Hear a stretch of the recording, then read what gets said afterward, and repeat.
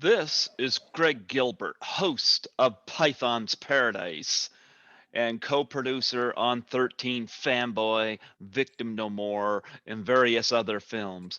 Folks, I got an interesting guest for you today. You see, because actually, I'm just going to introduce him because he is the creator of Microwave Massacre, which I just bought. Folks, I give you the Well, thank you, awesome man. Craig Muckler. How do you do, Craig? I'm doing great here. Actually, in Minnesota right now, Mm-hmm. which I live now. I lived in LA for years, uh, but moved back to Minnesota for the sake of my daughters. Who just at the time I thought there was a better place for them to go to school and live.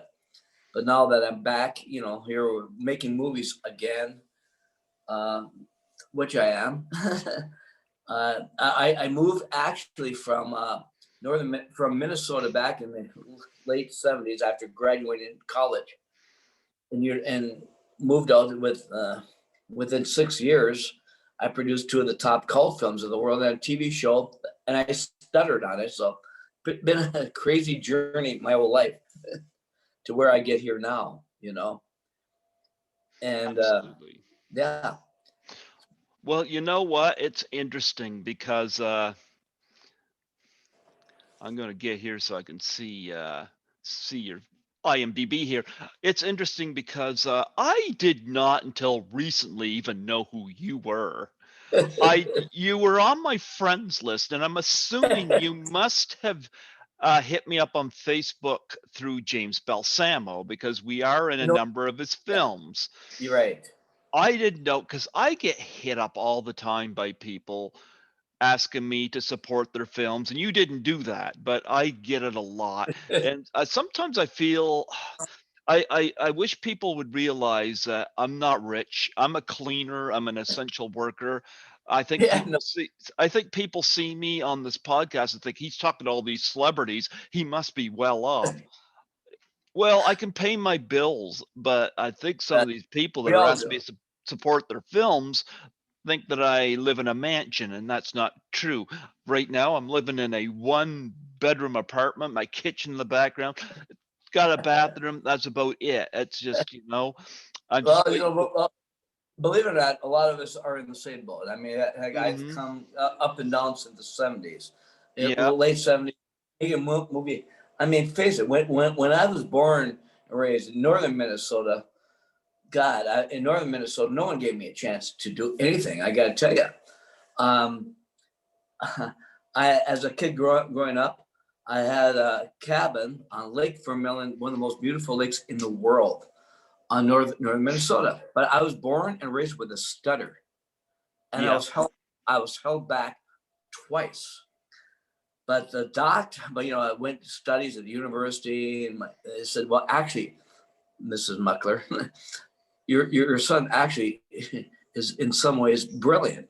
Just he thinks different from everything." Yeah. And this is important for you and the audience to actually know, which influenced me was when I was 5, 6 years old. Our next door neighbor on beautiful Lake Vermilion would fly up every summer and stay at a cabin right next to ours.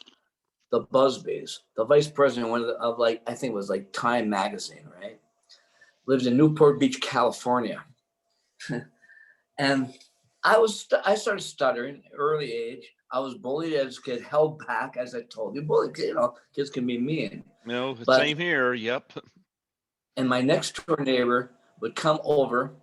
I mean, we become like family because they next door and every summer. And then their next door neighbor was Kate Olson. Who loved Lake Vermilion, would come up and stay with them because she loved fishing. And then they sold their cabin, and she would come up and stay with us every summer. This is what influenced my life because I was stuttered, bullied, and everything. Rock Hudson's mother, the biggest star in the world, stayed with us and at the age and influenced my life. Hmm. I've all of a sudden said, you know what, I'm going to be in movies. I want to be in movies because I was playing in the woods pretending I wouldn't stutter, pretend I was making my own movies. So on the big screen, people wouldn't make fun of me. And I got to tell you this, at age 13, we were all, my whole family goes out and stays at Rock Hudson's mom, like family to us, Kate Olson. She was like my grandmother. I was like the grandson she could never have. And we were there for Christmas vacation. And the last 3 days, my parents and sisters, well, you can stay out a couple more days because you don't have to be home for Christmas vacation till later. My last 3 days at age 13, I'm at Rock Hudson's house, staying there. Oh, wow. The biggest star in the world. And he said one night, he says, Greg, come on down for dinner. This is a mansion. This is like called the Castle in Beverly Hills. Right above this house is what Vincent Price over here, Tony Curtis over here. I said, come down for dinner. Bye. Okay. I'll go down there. And I go, and then there's, come on over, Craig. I want you to meet you to my best friend. I'm at the table. So hi. Morocco is like family to me. So stars didn't mean anything to me at that age. I mean, not really, because heck. And who's at the kitchen table? His best friend. He was the most handsome man in the world, and she was the most beautiful. Cleopatra herself, Elizabeth Taylor. Okay. Started enjoying together. And we're having dinner. So, I was a 13-year-old. I said, Rock's like family. I said, someday I'm going to be in movies just like you, Rock, and produce films. And you know what? Elizabeth Taylor. I mean, the biggest star. I could care less. She was just so like a family. She said, "That's great, Craig. Why do you want to be in movies?" I said, "Because I won't stutter and be bullied." And I got to tell you, through the years, in junior high, I started a rock band. I started this and that, and I concentrated on things, stuttered or not. And I ended up graduating at the University of Minnesota with a triple degree in theater art, journalism, film with a B+ average. After, you know what I mean? Mm-hmm. And because certain people like my family, few instructors that knew I really had more than, I just had it. That people would have thought, and influenced people like Rock Hudson and his mother. Influenced, and 1978, I moved to LA, early 20s, and it was miraculous. Within my first 6 years in LA, I just lucked out in the middle of the valley to meeting my UCLA film instructor. They said, well, why don't you guys in my class maybe produce a little film, which we did. We put our heads together and we became famous. Within my first 2 years, I released with two other people, Larry Fuller, Tom Singer, to this date, one of the top 5 driving films in the history of the planet, Malibu High. Mm-hmm. One of Quentin Tarantino's favorite films. And do you know how I know that? He told me. And he bought the 35 millimeter print of Malibu High, shows at his theater at the Beverly every 2 years. I then made Microwave Massacre and had a talk show. On Group W. This Michael Morrison said, Craig, you have this great energy about you. You're making the papers because 23-year-old produce films, but you have this energy. You're really like a fun guy, stutter or not. And he produced for me the Craig Muckler's Hollywood Showcase in 1982. It took off.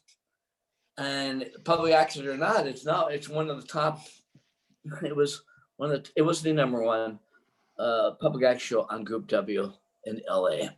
And I had my first show, I had my very first show, I had Alan Holtzman on. And Alan Holtzman, who also stuttered.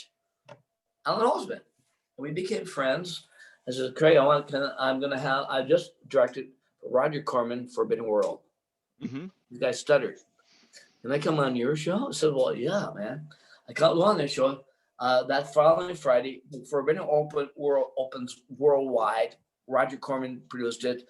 And here I am with Alan Holtzman, who also stuttered on my show.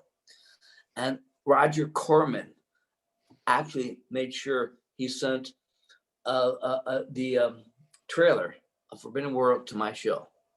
Roger Corman. That was my very first show. My next shows, I had Brink Stevens, Scream Queen, Uh-huh. on my show. That was my sex show. One of my next door neighbors, I told that lucked out in the valley. Moved my valley in Tarzana, California. Was my second year there. Was John Buechler moved right next to me. Yep. Would end up directing the movie Troll. And Friday the 13th, part And 7, Friday The the New Blood. 13th, part 7. Yep. And my best friend, I worked with him. In fact, in 1982, he and I produced a little thing for like Showtime called Tragic Magic. Then I brought my friend Bill Sanderson on for 20-minute short. What did he do? One of my best friends, young, going up. At the time, he just finished Blade Runner, Sebastian the Toy Maker. Will go on to be Larry, Daryl, and Daryl. Yep. True Blood. And he's in my freaking movie, 1982, John Buechler. My next door neighbor on the other side was John Robinson, moved over around the same time. One of my best friends, and would become around the same time we all came up making movies, music. 1982, he was the drummer on Michael Jackson's Off the Wall. So all those people hung out together at that time. In fact, John Robinson still wants to work with me on this werewolf film called Rip to Shreds, doing the score now.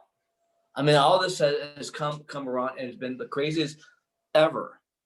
I mean, ever. I mean, no one gave me a chance. No one. So in my second year, I have a movie playing theaters worldwide, Malibu High, 23 years old, and then we do Microwave Massacre, a story I wrote for Irv Berwick for this writing class, because it had to do what this was the master. This is the guy that directed for us Malibu High. He also did the Monterey Pages Blancas. Irv Berwick was the dialogue director on Spartacus. He was the production manager on Creature from the Black Lagoon. And he was my freaking teacher. And he gave me an A for writing what had to be a story that would be releasable, low budget, and drivers were picked up. And I wrote Microwave Massacre, got an A in the course. And then 4 years after doing it, I produced the freaking film with my co. Yeah, it's crazy. I got to tell you, here's my story about this. Like I began to say, I said that I didn't know who you were, and I figured, oh, you must have. When I clicked on your name on Facebook because I noticed your profile picture had a lot of faces on it, and it was Dee Wallace, and I'm like, I've interviewed Dee Wallace, and you have. You're one of my best friends. I met her at Horrorama 2018 too, and Really? And she's also involved in 13 Fanboy, which I'm a co-producer on. So I thought, well, who is this guy? I said, you're not just somebody. Well, you never reached out to me to support a film or anything, which financially I got to be careful with right now during the pandemic. But I clicked your name and then I looked you up. So I went to Sunrise Video just this past week, as they got their CDs and merchandise and Blu-rays. And let me see here.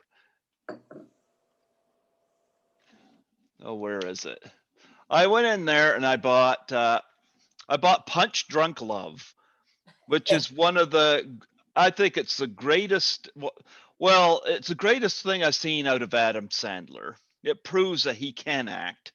Oh yeah, he's actually done stuff in drama, like the remake of the Burt Reynolds "The Longest Yard," for example. Well, I bought this. Paul Thomas Anderson directed, who did Boogie Nights, Magnolia, great director, and I liked this film a lot. And I bought this, but I was going down the aisle and I noticed this sitting here, and I didn't buy it right then. I bought Punch Drunk Love, and I had an hour before I had to be at a location to clean. So I Yeah. sat in my car, I went on my phone, my little phone here, and I went on YouTube Yeah. and I found Microwave Massacre on there. Yeah. And I clicked on it. I watched about 20 minutes of Microwave Massacre. And number one, just the woman walking with the big tits hanging out there, that weird title thing. I was like, this is already wacky. But I watched about 20 minutes of it. I shut it off. I got out of my car. I went back into Sunrise Video and I bought this. I was like, I hadn't even seen I've now seen it. But I was Yeah. like, you know what? I gotta get this. Yeah. So You know, I mean, I gotta tell you, 4.5 years ago, I made it right now. It is legitimately one of the top 10 cult films in the world of all time, out of thousands. I mean, in 1982, I made a separate deal before it took 3 years to get the film released because no one understood it. Paramount, I gotta tell you this, 1980, I'm at Paramount Pictures. They called me, my partner, the head of pickup distribution for Paramount Pictures. We're in his office. I said, hey guys, I gotta tell you, I love this freaking film. But I don't know if we can release it because we've never seen anything like it. Because it's not anything, it's not Night of the it's not the Dawn of the Dead, it's just totally different. I don't know how to release it. So they didn't pick it up. And the funny thing is, they made that film for $100,000 on 35 millimeter. I mean, it's remarkable because Malibu High comes out, and guess what? I get a call one day. We were starting raising money for Microwave Massacre, and I'd already met with Rodney Dangerfield. I'm a big Dangerfield fan. Of all people, he was huge. And someone sent him up because they found out about I'm doing this movie, and I got all attention because I made a movie, Malibu High. So I made it with him. I actually meet with him a couple of times, and it came the treat. It was just the treatment. He said, "Look, Craig, I've never been in a cult type movie. I've always wanted to be like that. I mean, all those films, they're not really cult type stuff, right? And like Eraserhead, stuff, or even a Rocky Horror Picture Show. Nothing like that. I mean, those, all his films are major league, big budget comedies, but not cult. So I said, I couldn't afford him. But guess what he did? He said, look, Craig, I'm going to hook you up with the next best thing, which I was a fan of, who should be in your movie. Rodney did? Jackie Vernon. So Rodney hooked you up with I wow. get a call later. I get a call later. And then Tom Singer and myself look up, wow, Jackie Vernon. So I'm watching like a Johnny Carson show or whatever he's always on. There's Jackie Vernon. I said, oh, this is perfect.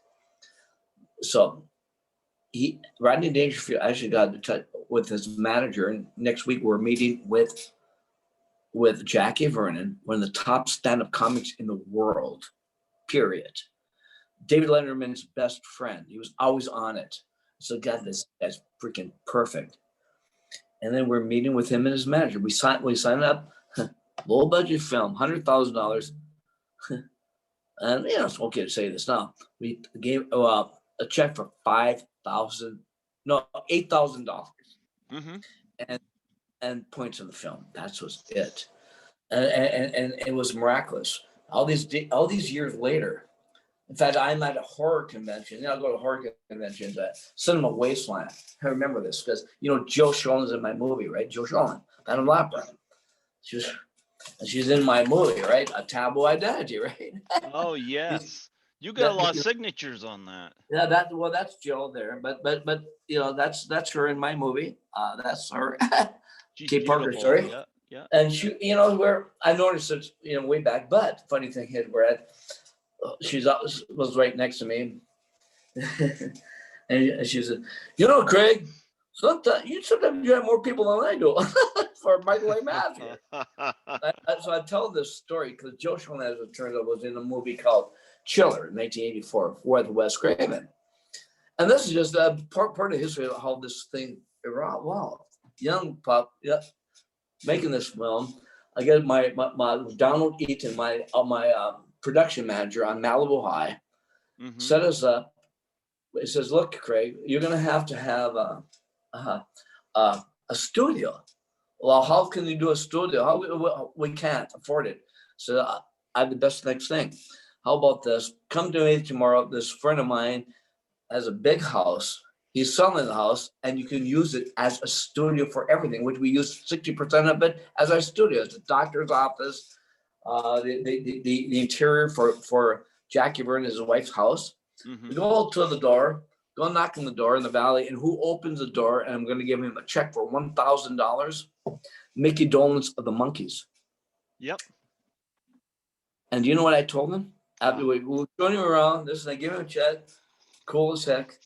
And I said, I had to tell this. You know, I got to tell you, you saved us, man. You just made me a believer.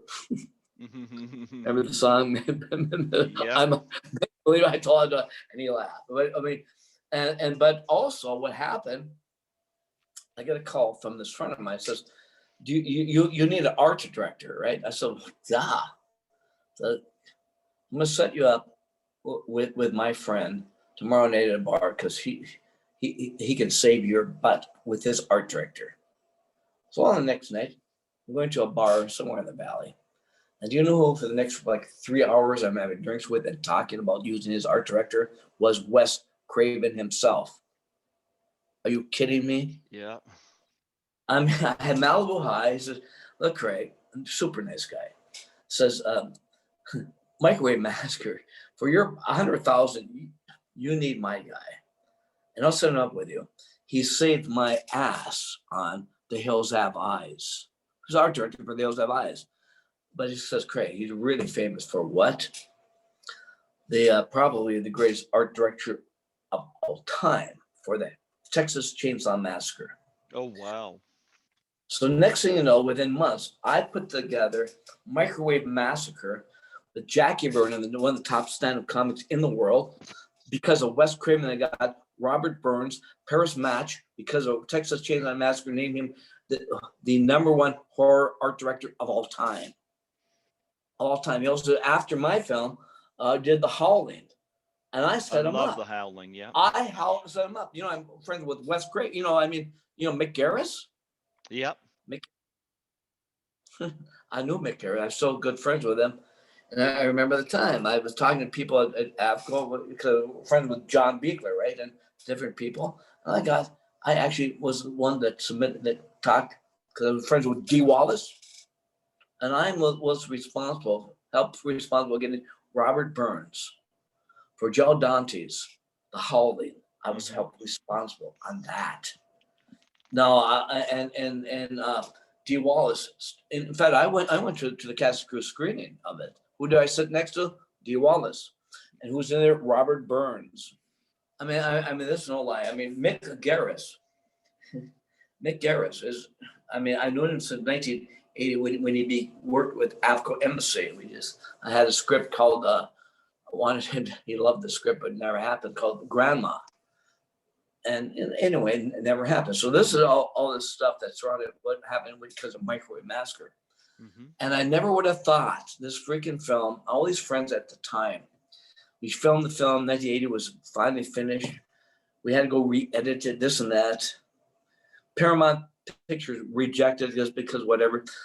We flew up to out of San Francisco, the distributor of Dawn of the Dead. Dawn of the Dead. I forget her name now. So we flew up there. And meeting with the head of it, says, because their film Dawn of the Dead was erupted. George A. Romero's the sequel to Night of the Living Dead, and they loved the film. So, but we just don't know what to do with it, Craig, because it's this dark comedy, and it's not hard edge like George A. Romero's. So they rejected it. I mean, it was frustrating for 3 years until finally Richard Ellman. Richard Ellman was a big distributor. We showed it, after Paramount to him in 1980. He says, "This is like one of the worst films I've ever seen, Craig, but I don't know what to say about it." 3 years later, at the end of 1982, I get a call from Richard Ellman himself. So, Craig, I got to tell you, okay, I take back what he said. That film stuck with me. I watch it again. It says, "Holy shit, Craig." I take it all back. It's a fucking brilliant film. Just know what I just didn't understand it. And then this Midnight Video wants to release this thing. Midnight Video is going to go huge all over the world, Craig. And this Dark Pictures, and it's never been done. In fact, it was written up in Variety that Craig Muckler's Microwave Massacre would be released simultaneously at drive-in theaters and theatrically at the same time as being released the same week on VHS. Never happened. And boom, it erupted. And within the next year, it all over the place. And at the time, and it became an immediate cult film. I also made a separate deal the same year with Radiance Films out of England, where they gave us an advance for it. You won't believe who's just calling me, Kathy Pacino. You want me to pick this up? Al Pacino's stepmom? If you want to. Hey, Kathy, Bill. Hold on one sec. I'm Bill. Kathy Pacino. I'm on a live. I mean, not live tape right now. Say hi to Greg. Greg, this is William Forsythe. I'm your Lashbrook, and Kathy Pacino, one of my best friends. Kathy is the stepmom of Al Pacino, but I'm working with them just by chance, right? Say hi to Greg. Say hi to Greg, Kathy. Wait. I'm putting you. Wait. We call him Edgar Allan Muck. You're this is Edgar Allan Muck. They call me. There you go. Kathy, say hi to Greg. How do you do, Kathy? Yeah, this is Greg. Kathy, this is right now a major podcast show out of Canada right now. No, so he's putting the. Yeah, you're lying. Say hi, Kathy. Hello, Kathy. Can you hear me, Kathy? Kathy and Bill? Hello. Anyway, hello. Can you hear me, Kathy? Hello. Anyway. I'm just kidding. Here, let me. Hello, Kathy. I'm doing a big podcast show, and Greg, the host, wants to say hi to you. Okay, are you ready? Oh, good. But do you want to say hi to Greg? Yes, he's hosting right now, airing later, a major podcast show in Canada, and wants to say hi to you. Okay, right now. Okay, hold on. I'll put you on. All right. This is Kathy Pacino. How do you do, Kathy? Yeah, Great. How do you do, Kathy? Really good. My name is Catherine Coven Pacino, and I'm here with my husband, William E. Lashbrook. I'm really Bill. Yeah, Bill.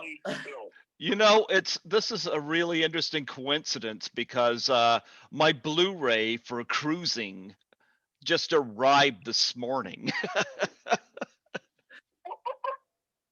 Remember cruising, Kathy? Can you repeat that again? I said this is a coincidence because my Blu-ray for cruising arrived this morning. That starred Al. It's coming in really broken. It's coming in really broken, but all I have to say is it's so nice to meet you, Greg, and any friend of Edgar Allan Muck is a friend of mine. Edgar Allan Muck, they call me. I love them both. and Greg. We knew each other in a past life, I swear. Yeah. And they are adopting me, right, Kathy and Bill? You're adopting me. Yeah, we have the adoption papers ready to sign. All right. Well, we'll sign off with you, Kathy. I'll talk. Raise this up. Anyway, I'll talk to you after the show, okay? Crazy shit. I love you. I love you. I love you. Okay, bye. Love you. Okay, bye. Yeah. Great. Yeah. Oh, in fact, how about this, Greg? How would you like to have them both on your show? I would How about love that? to. How would you like to go on this show? Great show. That sound good, Bill? Kathy? We'll set this up for you, okay? All right, I better go on because this is going to Canada right now. Thank you. Love you both. All right. You can't beat that, can you? You That's can't. That's I mean William Lashbrook. I'm a big radio type guy. I mean big time. Kathy Colin Pacino. I mean they're like family to me. In fact, they're working with me. And Kathy, Just hold that thought for just a second. yeah. Just a minute. Just a minute.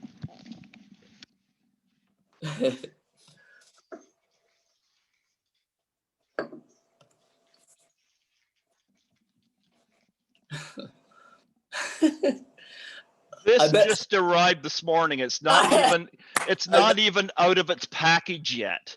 Cruising. Oh God.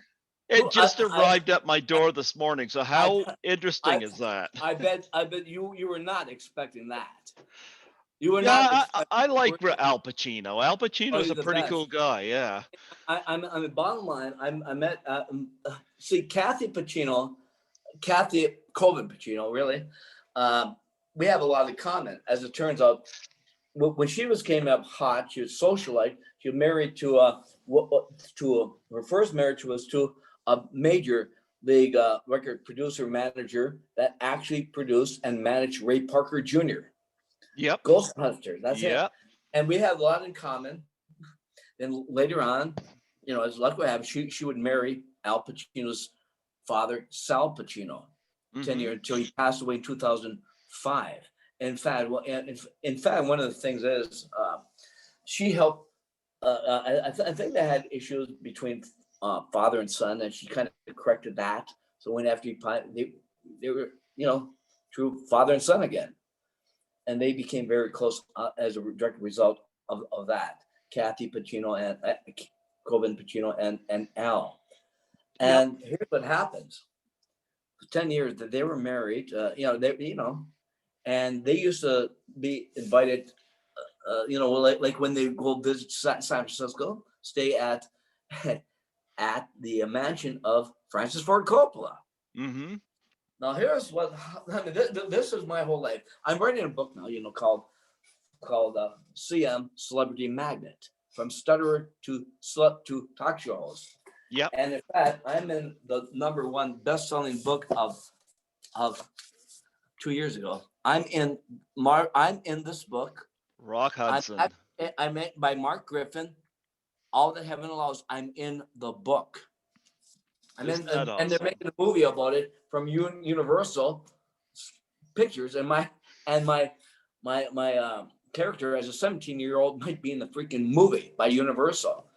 But so all this weird stuff in my life is that in the late 70s, I think I told you I managed a movie theater while making movies, right?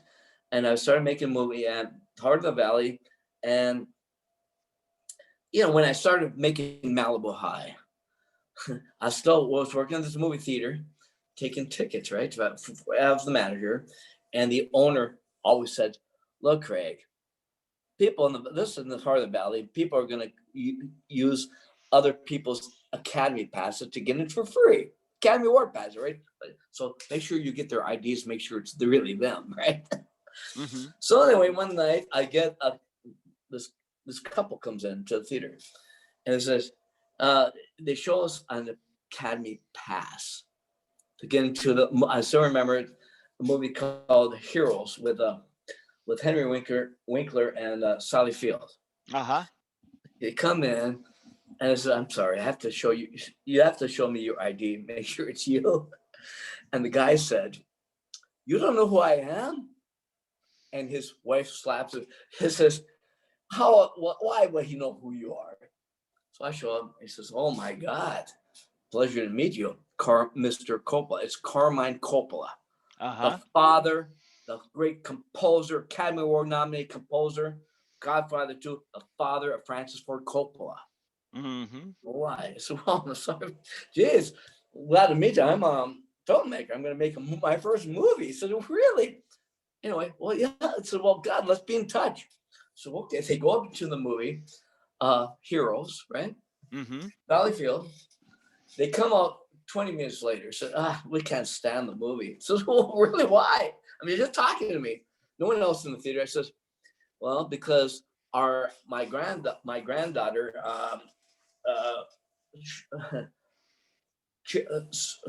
what's her name from The Godfather? Rocky. What's her name? Oh, Talia Shire. Talia Shire. That's his granddaughter. Mm-hmm. He says because she was supposed to be in the movie Heroes, and they replaced her with Sally Field. So they're all, well, I can see why I'd be pissed off of that too, Carmine. Guess what? We're starting time. So yeah, I'm gonna make a movie. Irv Berwick was my teacher in college. He's going to direct it. I said, wow, you're pretty young to make a movie. He said, well, why not? And he says, he was talking in the theater. He says, oh my God, I worked with Irv Berwick at Universal Studios when he was when he was the dialogue director on Spartacus. Like, holy cow. So he says, gives me their phone number. Call me tomorrow. Whoa. I mean, the young punk, just a few years, we were moved from Minnesota, right? There I am. Next morning, I'm calling Carmine Coppola, for God's sakes. One of the biggest composers in the freaking world. Academy Award winner. The Godfather Part 2. The Black Stallion, mm-hmm. which his father was executive producer. I called him, guess what? A week later, I'm having dinner at Carmine Coppola's house, and his wife is making me dinner. No lie. And I'm on the phone. It says, Carmine said, call Irv. Tell him I want to do your movie. I'm calling Irv Berwick. Irv, I mean, this is a $100,000 film. I said, I'm with Carmine Coppola. So I'll put him on the phone. It's, oh my God. He's one of his best friends. He says, come on, Craig, he's not going to do your movie. Well, you said he was. So you changed his name to do. He says, yeah, Craig, I'll do experimental movies and I'll change my name so you can afford me. But we never did. But it's so amazing that Malibu High came out, 1980. I'm still in touch with Carmine Coppola. Go over to his house for dinner, and I am invited to 1980 to this big event, this major event. It's called the Arts for Italian filmmakers, right? Mm-hmm. Every year they have this big banquet, and every year they have a special guest, and this special guest happened to be who? Francis Ford Coppola. So I get this invitation, a guest and myself and other people to have dinner at this big banquet. I go there and there's Carmine Coppola. We're having drinks, this and that. I meet all these Italian people, like, all these Italian people, right? I mean, that are in the arts, Aldo Ray and all these people, right? David Copperfield. Mm-hmm. So we're drinking. My girlfriend's there, and it says time to sit down for the banquet. Carmine says, Craig, you two come sit right next to me. Who am I sitting right next to all dinner long? Francis Ford Coppola. Haven't you? Francis Ford Coppola. Oh my God. He said, my dad really loves you, Craig. He said, you're the school guy. So I got to tell you, Malibu High. You know, when I made my movie Dementia for 13, I was older than you were. So way to go, Craig. That's no lie. Mm-hmm. Now, all these years later, who do I meet, become friends with? Kathy Colvin Pacino. See, this is my whole life has been this synchronicity. The guy that grew up in northern Minnesota with a bad stutter, no one gave me a chance. Ended up moving to LA, where I paid now to this day 2 of the top cult films in the world. Malibu High, by the way, is one of the top 10 drive-in films of all time.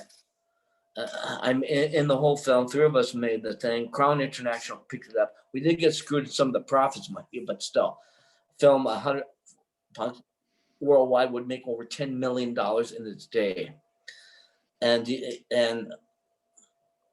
happens to be one of Quentin Tarantino's favorite films. Are you in Malibu High anywhere? I'm throughout the whole film. Okay, I haven't seen Malibu High, but it looks like it'd be right up my alley.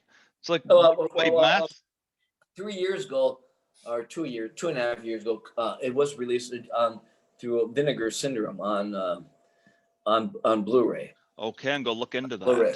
Mm-hmm.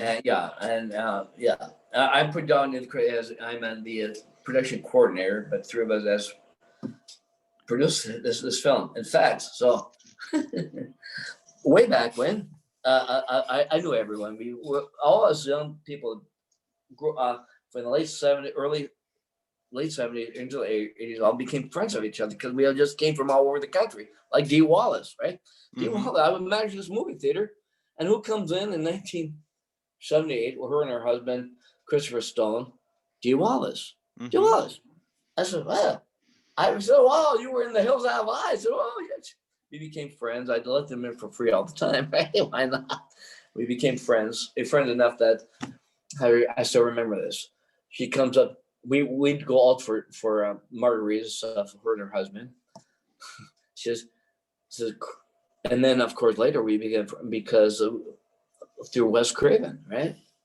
Because she was in The Hills Have Eyes. And she says, great. And we went out for margaritas, her and Christopher Stone, her husband, who happened to also have been in The Howling. Also co-star with her. And I still remember she's come, Craig, I got to tell you this. He says, what? I'm in a major film. And it's Steven Spielberg cast me in. And she said, but I got to tell you, I'll keep you posted, but I can't tell you anything about it. I'm under secrets. I can't mention anything. Really? He goes, so you can't tell me anything? No. Well, what the fuck was it? What the heck was it? E.T. Mm-hmm. She told me first about it. No lie, E.T. I mean, it's miraculous. I mean, like you said, I was on TV. She's a dear friend around. I actually wrote a sequel to Microwave Massacre, a big budget film, through my writing partner David Bond, who produced Graduation Day. Yep.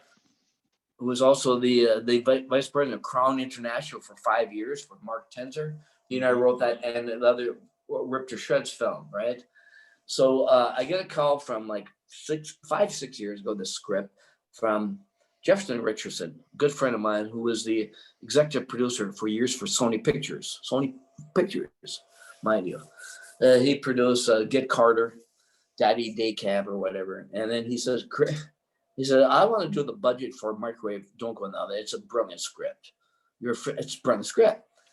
And I get a call back. Says, it's so good. I want 3.7. I've just presented to the president of Screen Gems, Sony Screen Gems, who gave David Bond a call. Says, we want to do the film as a multi-million-dollar film. All of a sudden, I got a letter of intent from Dee Wallace, right? Dee Wallace to play Ma Beastie. Since then, Andy Robinson read it. Dirty Harry, remember Andy Robinson, Hellraiser. All these people want to actually do it. Mick Garris. So yep. Craig, I would be interested, if you have to have some type of budget, at Garris. So all this stuff happened, and then they had a big film, a $100 million science fiction film that tanked and kind of still on their desk, right? A Microwave Massacre. Don't go in the oven. No, we're trying to get that off the ground now with all the success of that I've had since Arrow Films released Microwave Massacre that you have. It's one of their top money-making film Blu-rays ever, and played probably 25 theaters in the last 4 years again. I just named one of the top 5 cult films in Europe, Berlin. I've become close friends. Going to work with me. It's going to be in Microwave Massacre, Don't Go in the Oven. Remember Star Wars Rogue One? Yep.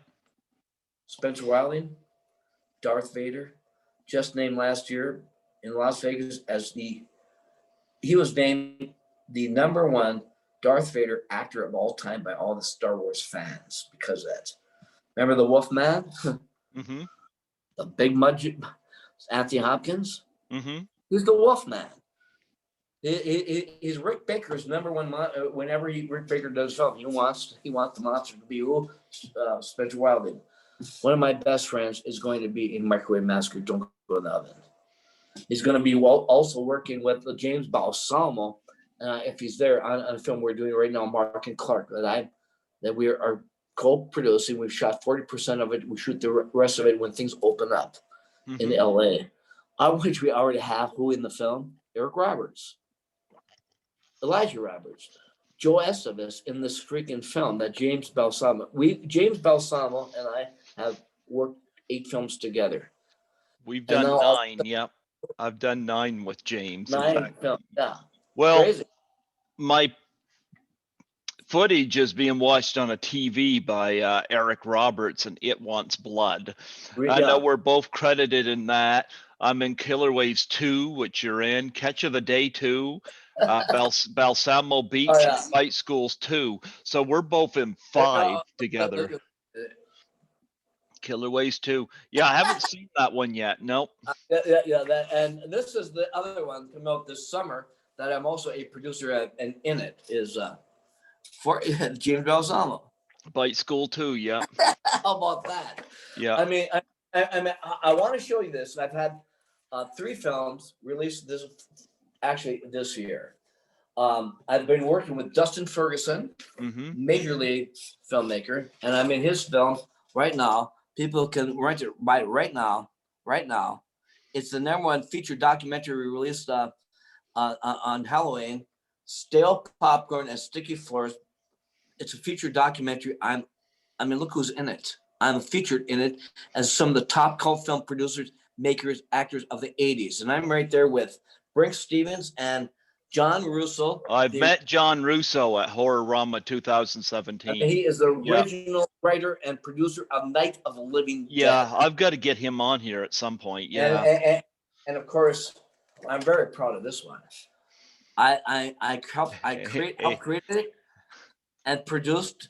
Came out June 1st on DVD, and it's been so big as a cult film. I mean, that Dustin Ferguson directed. I produced it, and this last month came out on Blu-ray already.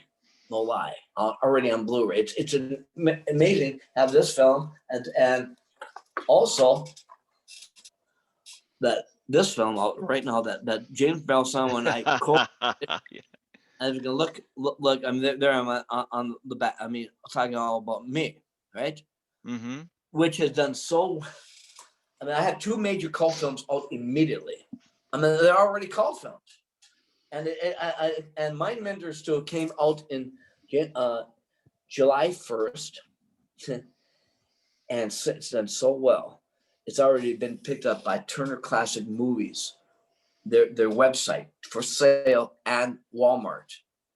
I mean that a lot of major films don't get, you know what I mean. So it's been one hell of a year, and and most of it it's all Malibu High is great, but really Microwave Massacre to be named one of the top, right there. I mean, some people name it the top 5 in the world, with Rocky Horror Picture Show, Night of the Living Dead, and Texas Chainsaw Massacre. I mean, I would never have imagined, but it's really helped me propel my new movies now.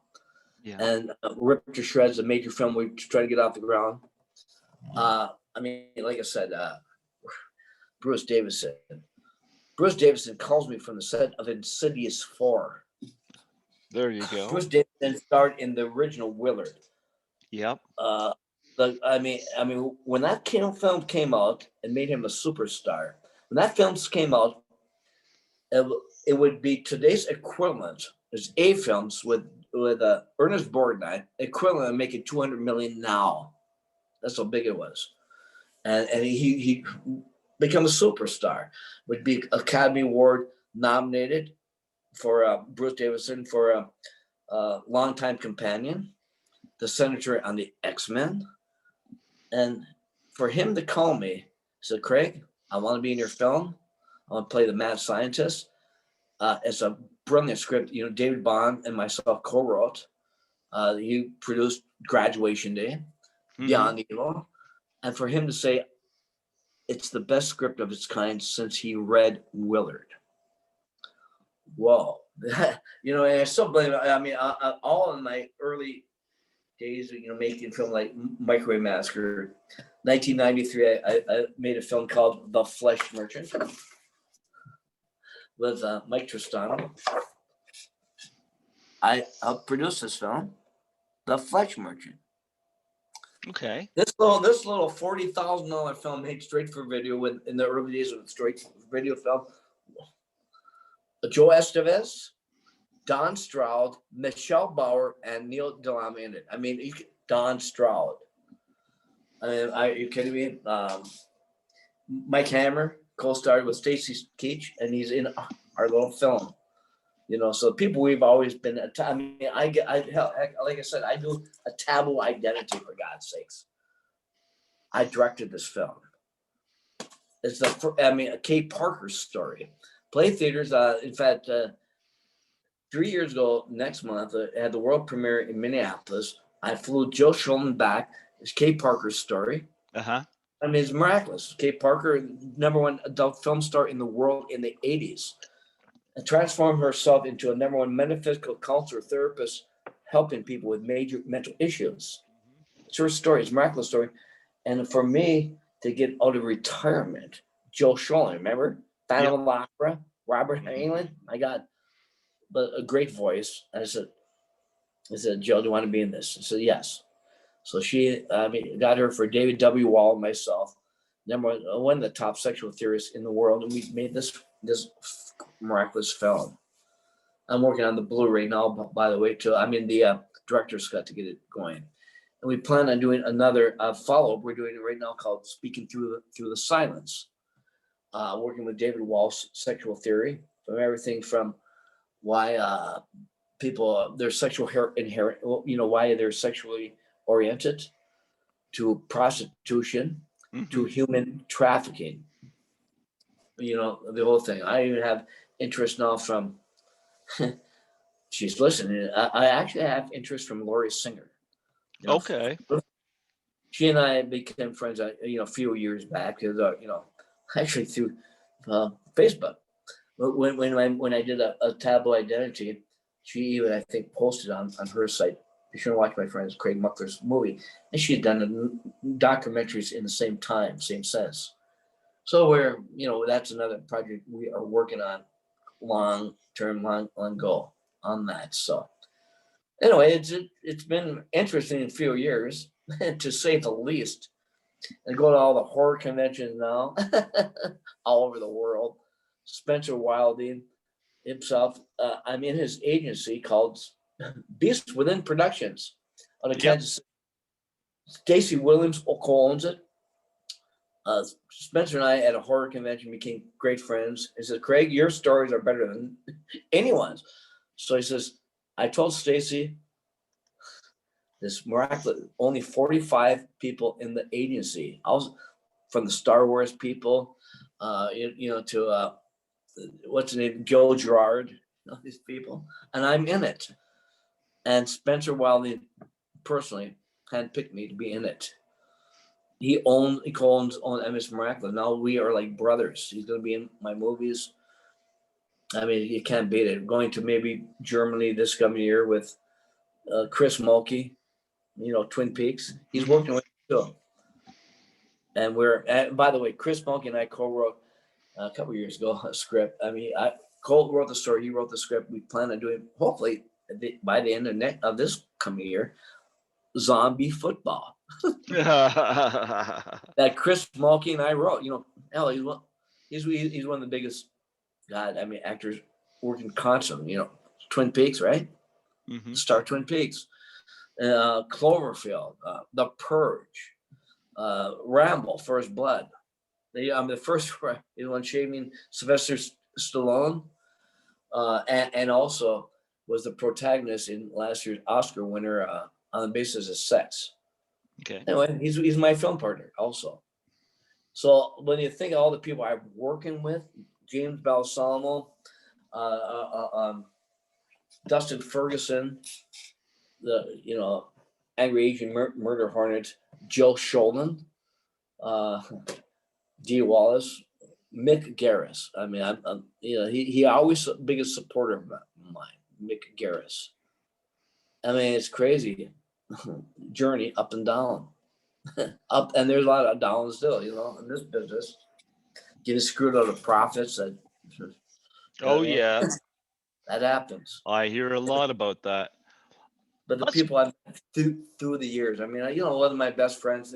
I met her in 19. I mean, Larry, Daryl, and Daryl. I told you, right? Mm-hmm. I mean, I told you. Remember the Newhart show? They were brothers, right? Yeah. John Bolstad was also in it with Jennifer Aniston's first film called Leprechaun. Remember that? Yep. John Bolstad was the first victim. And one night I go to the taping of Newhart show all the time because they do it live. They did it live. Bob Newhart, Larry, Daryl, and Daryl. It was just great. So this was probably 1985 or 84. I'm thinking the year the Terminator came out. Put it that way. 84. So guess what? I'm in the studio audience, CBS, because they have a live audience, instead of canned laughter, but they have a comedian to warm up the audience before they do the live taping. John Bolstad, one of my dear friends, he's Daryl number 2, right? Mm-hmm. Leprechaun, comes up and says, Craig, can my friend Linda, just say the last name, Linda, sit next to you? I said, well, yeah, sure. This is, yeah, she's an actress, this and that. She sits down, she's gorgeous, but no makeup on.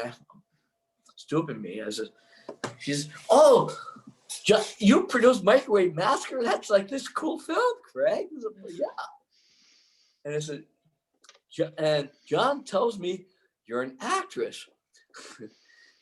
and I said, well, what have you been in?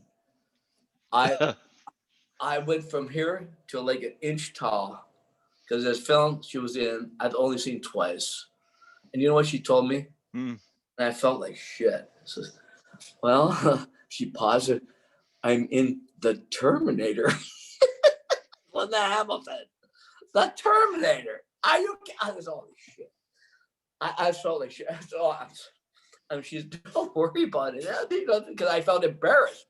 Anyway, 2 weeks later, we're all together again.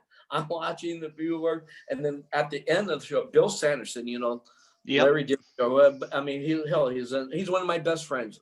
He moved out the same time I did. He was in Blade Runner. Blade Runner. Yeah. He was. I mean, hell, it's classic. He would go on, True Blood, everything. I mean, miraculous. I mean, Deadwood, HBO's Deadwood. But so anyway, we all go to a bar down from CBS and, whatever, Studio City or whatever. A group of us, there's Linda Hampton, myself, John Bolstad, Tony Poppins, Bill Sanderson, and a couple other people from Newhart. We're just having drinks, right? And all of a sudden, William Sanderson said, hey, Craig. And Linda Hampton is right next to me. He says, Craig, now you know a lot about science fiction films. I said, yeah. Well, there's one big film that's been out, and I can't remember it. It stars Arnold Schwarzenegger. What is it? I said, Jesus Christ. I said, oh, God. And you know what? Linda Hamilton's right next to me. Says, stop it, Bill. And she gives me a hug. She says, That's why I love you, Craig. You had no idea who I was, but you did, but that's why I love you. And because no biggie. Other one would go gaga. Says, we were always friends ever since that day. Linda Hamilton. I've heard great things about Linda Hamilton, people that met her at cons and this and that. I've heard she's a lovely person. I went to the last Terminator film just because they got You her did? back, Yeah, I have always liked Linda Hamilton. I mean, she's Oh, she's pretty great. badass in those movies. Oh yeah. I mean, Mhm. I used to go to her house. You know what I mean? Yeah. In fact, because I was good friends with Bill Sanderson, Linda Mhm. Hamilton, and there was a movie, kind of later '80s, it's called Bad Moon Rising with Linda Hamilton, Bill Sanderson, and Tommy Lee Jones. Tommy Lee So, Jones. so I ended up, boom, at the cast and crew screening movie with who? Next to Bill Sanderson, Linda Hamilton. And then after we all went to her house for a party, which is kind of cool. All the people I used to hang out with. I mean, back in those days, it was crazy. This little guy from Minnesota hang with all these people. So friends of mine, but they're friends of mine. And then I Well, realized over the years, they're just like normally any of the rest of us. you know what? It kind of reminds me of where I came from as well, Like yourself, I was bullied. I didn't have a stutter, but I was very shy. Um, I had a lot of trouble in school growing up. I'd probably be last in my class. I wouldn't be surprised. But I'll tell you, I got into film criticism and went from there to CHSR here in Fredericton and did a show called Python's Paradise, which you're on now. Yeah. And in 2015, I ended up landing in the podcast world. And Yeah. now I'm talking to people like yourself. Lisa Langlois from class of 1984 Okay. introduced me to the convention world because Sure. she invited me to assist her in Toronto. And that was the first time I really ever traveled. Never been on a plane before that. And Debbie Sue Voorhees, who's been on my show 4 times now, um, got me involved with 13 Fanboy. So Okay. it's Great. it's interesting because I remember talking to Sean Clark about this. You know what? Oh, Sean Clark. Sean Clark, great Uh, guy. well, no, I mean, around 2 weeks ago, we friend each other on Facebook. And then I paused. This is funny. Sean Clark, in fact, he's probably the biggest agent for horror conventions. In fact, he does, he handles Joe Sholin, for example, and Suzanne. Hmm. Yeah. My dear friends and other people. So funny. Like a week and a half ago, I post on my Facebook feed a picture of James Woods. Uh-huh. And I put a little post and said, yeah, way back when I meet James Woods at a party. And to keep, even though I was working in movies, I work for an attorney service doing some legal work at courthouses. And I said, and then this I says, yeah, after meeting him 2 years later, I'm at the courthouse Santa Monica and I get a tap on the shoulder and there's James Woods. Says, did I meet you at a party? I said, yeah. He says, can I borrow your pen? Because he's getting married to sign a marriage license. There's no lie. So I posted it. I said, this is so cool. He reminded me. So I posted that picture. Sean Clark actually says, I might not agree with his politics, but he was a great guy because I did the extras for a Blu-ray of John Carpenter's Vampires. Yeah. And so last week I said, Sean, I had to say this. Ted White. Love Ted White. Have it on the show twice.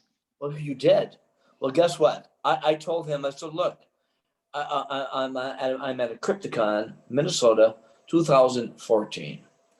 I'm there, and Joe Sholin says, Keep talking. Yeah. Joe Sholin says, Craig, be sure and go say hi to my friend. One of my dearest friend is Judy Arrington, for Friday. Oh, For, Judy. so I go up there. I say hi, Judy, and there, who's next to him? Ted White. And I said, hey, Ted, do you remember me? We're talking. Yeah, I met you. I met Ted White in the 80s. Do you know why? Mm-hmm. Ted White founded the Stuntman's Association. Founded it. He did Hatari for John Wayne. But Yep. guess what? And when I moved to LA in the late 70s, I became friends with Bob Hevlon. Yeah, there you go. All right. Yeah. Ted White signed that and said it to me. He's And been guess on my show twice. so guess what? There's Judy here, and we're talking. This is just, oh my God, Craig, I remember you. You know why? In the late 70s, this is great. Yep. Do you know I love in, Ted White. Yeah. in the early 80s, do you know, I became like, he was like I was like family. I was like the son, my LA dad in LA was Lee Van Cleef. Oh, he's great. I went up there all the time, spent Christmases up there, this and that, and who would come over? I go up there, play pool with them. Do you know who came over? Ted White. Ted I White. met him back then. But do you know who also came over and played pool with? Clint Eastwood. Clint Eastwood. I mean, pool. This is Lee Van Cleef. This is Craig. Wait. What? Stay around a while. Have a beer with my friend. He's coming over. Wants to meet you. There I am. Next thing I know, I'm playing pool with Lee Van Cleef, a friend. Clint Eastwood in his big house in Tarzana. So I mean, the whole thing with Ted. Well, then I meet him first time in years, sitting right next to Judy Aronson. And I mean, that was 2014. So every time I go to LA, who am I having breakfast with at Jerry's Deli? Ted White. And then I get this thing from, I remember this. It says, Craig, you should be signed up with my guy, Ted, with Clark, right? Mm-hmm. Well, just a week ago, he sends me this line. It says, Craig, it's great meeting you. It says, I got to tell you, this probably would be the wrong time to sign you up. Because I got to tell you, almost everyone I have, they're all actors and actresses and friends. In fact, I only have like a couple directors because I just have a tough time booking them. And then he said that includes what I forget, big time director. Says, but let's keep in touch. Sean Clark. Yes. He said, let's be in touch. So because if he works behind the scenes like I do, there might be something on the road we might be able to collaborate on. You know what? I got to intersect here and say when I interviewed Sean Clark January 15th this year, and he's got one of the droogs from A Clockwork Orange, and he said he's never met him yet, but he says for whatever bloody reason he can't seem to get him booked at a convention. And who's that? The one who played Pete. Well, the star actually is Malcolm McDowell. Right? Yeah, but you know what though? Who was in John Buechler's last film? Yeah. He directed, called Wizard Dream. But it's like if you're getting one of the droogs, you'd think a convention would want that. Right. It's I don't get it. I mean, I tell you what. In fact, next time you talk with, say you just met and had on your show me, okay? Tell him that. Sean Glad.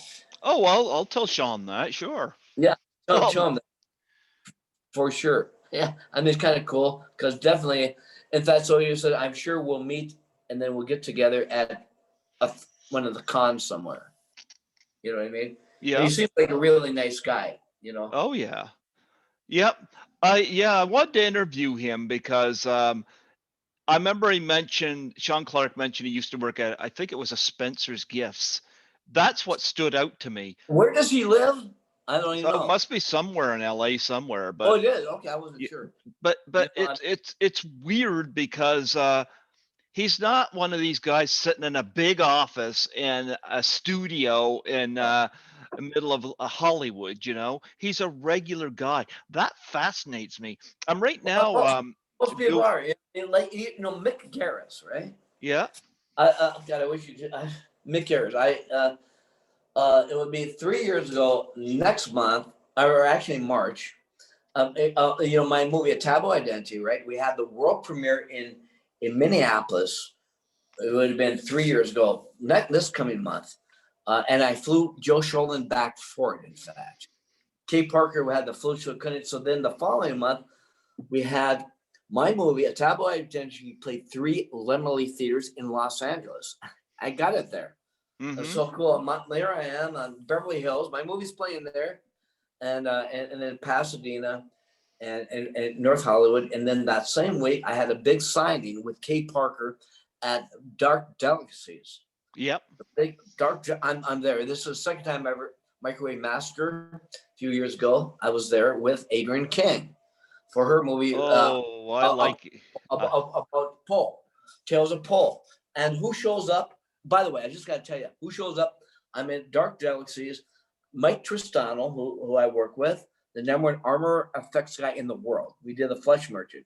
He works with all the Brad Pitt films. Everyone in Brad Pitt film, all the gun stuff, period. And Christian Bale. And so I'm here with Mike because he's like my film partner. I have signed a Microwave Massacre, right? And down here are 4 people from a movie called Tales of Paul with Adrienne King, she's in it. And I've been to conventions with her, so we're friends.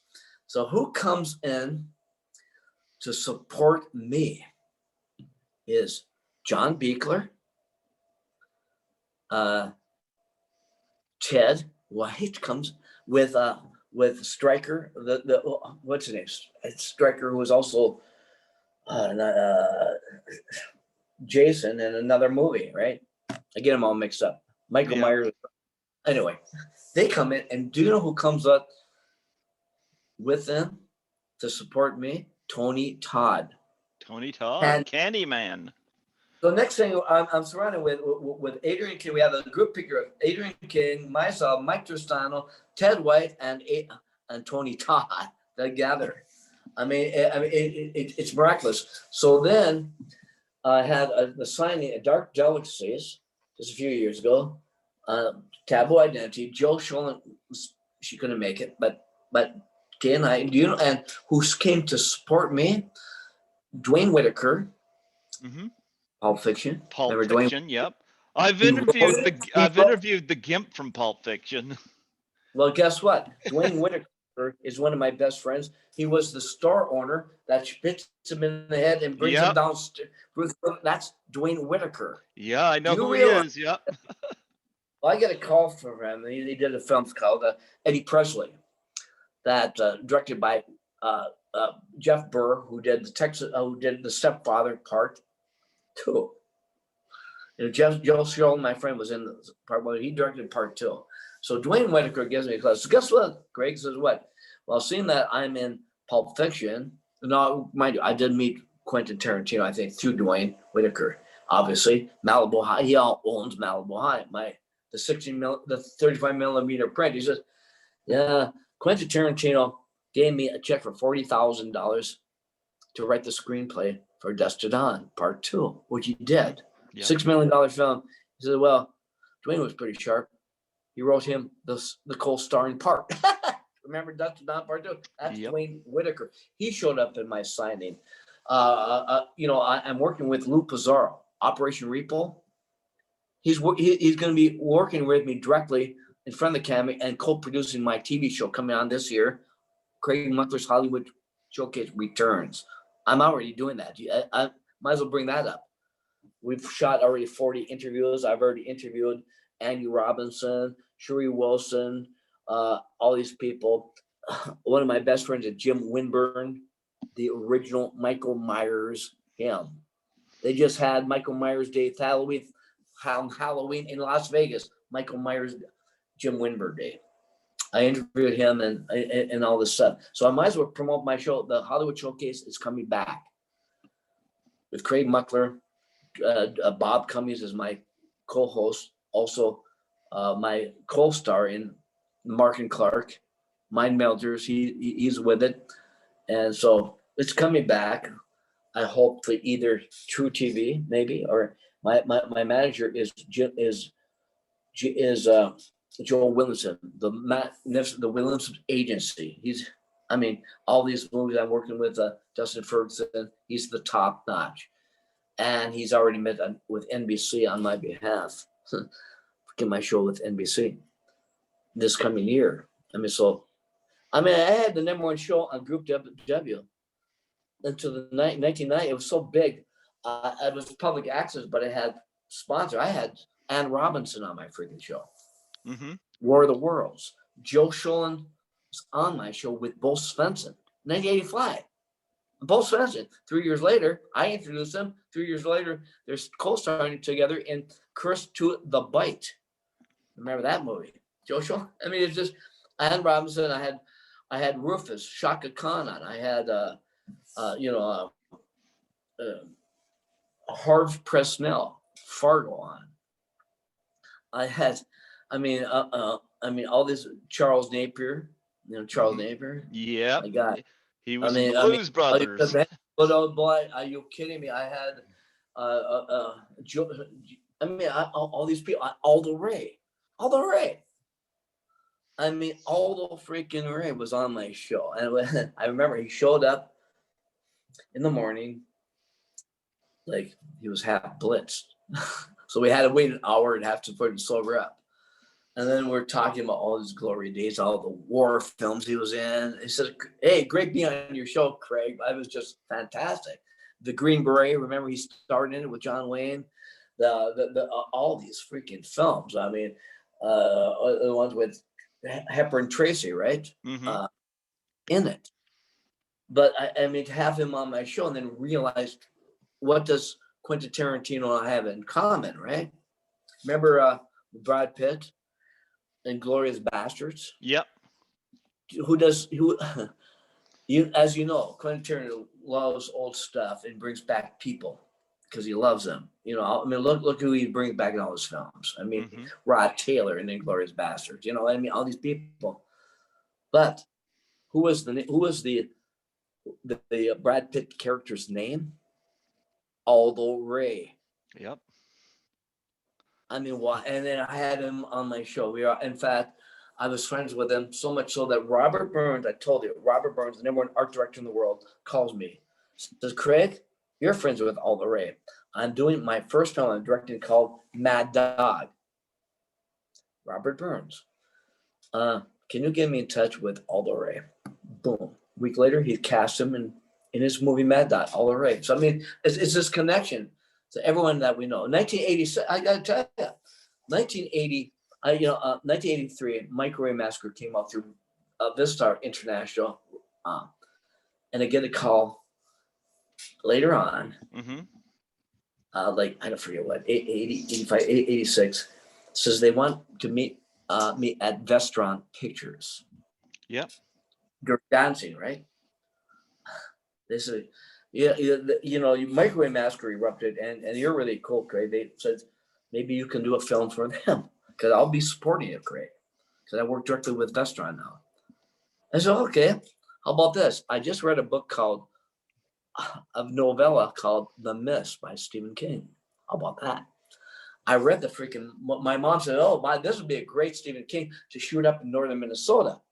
The Mist, because it's about this little town near my Gotta lake place." say, I hated the ending of The Mist. Well, no, here's the story. Yeah. Northern Minnesota is duplicated like Maine, right? This little town near a lake where there's a pharmacy here, and right across the road is this little supermarket. No lie. So I said, we can do this and they said $1 million. $1 million. What do you have? And $100,000 for the script. I contact Kirby McCauley himself, the manager of who? Yeah. Stephen King. So guess what happens like a week later? I'm in my apartment in Tarzana, and with my friend Charlie Rickard, who co-hosts my show at the time, and my girlfriend Helene. The phone rings. She says, "I'll get the phone." She goes, "We're having beer," and for 15 minutes she's on the freaking phone. I said, "Well, it's for her, right?" I said, "Craig, it's for you." So, "Me? You've been on the phone for 15 minutes? Who is it?" No lie. I could have killed her when she said, It's Stephen King. See, Skittles here got all excited when you mentioned that. So guess what? I'm on the phone with Stephen King. What was that like? Says, oh my God! It says, "Are you God?" I said, "Are you kidding me?" It says, "Kirby." Kirby said, "Oh, he told me everything, Craig." I said, "I'll tell you firsthand about this. For one thing, Craig, coming from Stephen King, I love Microwave Massacre. Are you fucking kidding me? Stephen King acknowledges my film that he loved it. I mean, it blew me away. Then we talked again the next couple days. We're talking. Stephen King, myself, Jesus, and says, by the way, how would I come on my little talk show sometime? I probably will, Craig. You get to LA. That's no lie. On the wall. And then I said, we're gonna do this. He said, no, it's so 900,000 can do it. You shoot it in Minnesota. I can picture it right now. But $100,000. I tell you, I wrote the script, and I wrote the script myself based on my novella for Universal, and the option ran out. You $100,000 and you have the script itself. There's no shit. So all of a sudden, I'm starting doing this. I said with Vestron Pictures, Dirty Dancing, and Richard, and it was miraculous. Who did I call? D. Wallace. I'm thinking D. Wallace would be ultimately. Remember the movie that they finally got going, the blonde hair chick. I was thinking D. Wallace. Think about it. Do you know who I was thinking about? Remember the gal that in the movie version that finally made the check-out counter girl. She's a girl, friends with the military guy. She gets bit by the bug and die, right, by one of the mutant bugs, right? Remember that? You know who I was planning on having then, because I already knew her? Jill Sholin. Kidding me? Hell, she was hot then. She was the stepfather. I mean, hell, are you kidding me? I know that. Are you? Wow. So,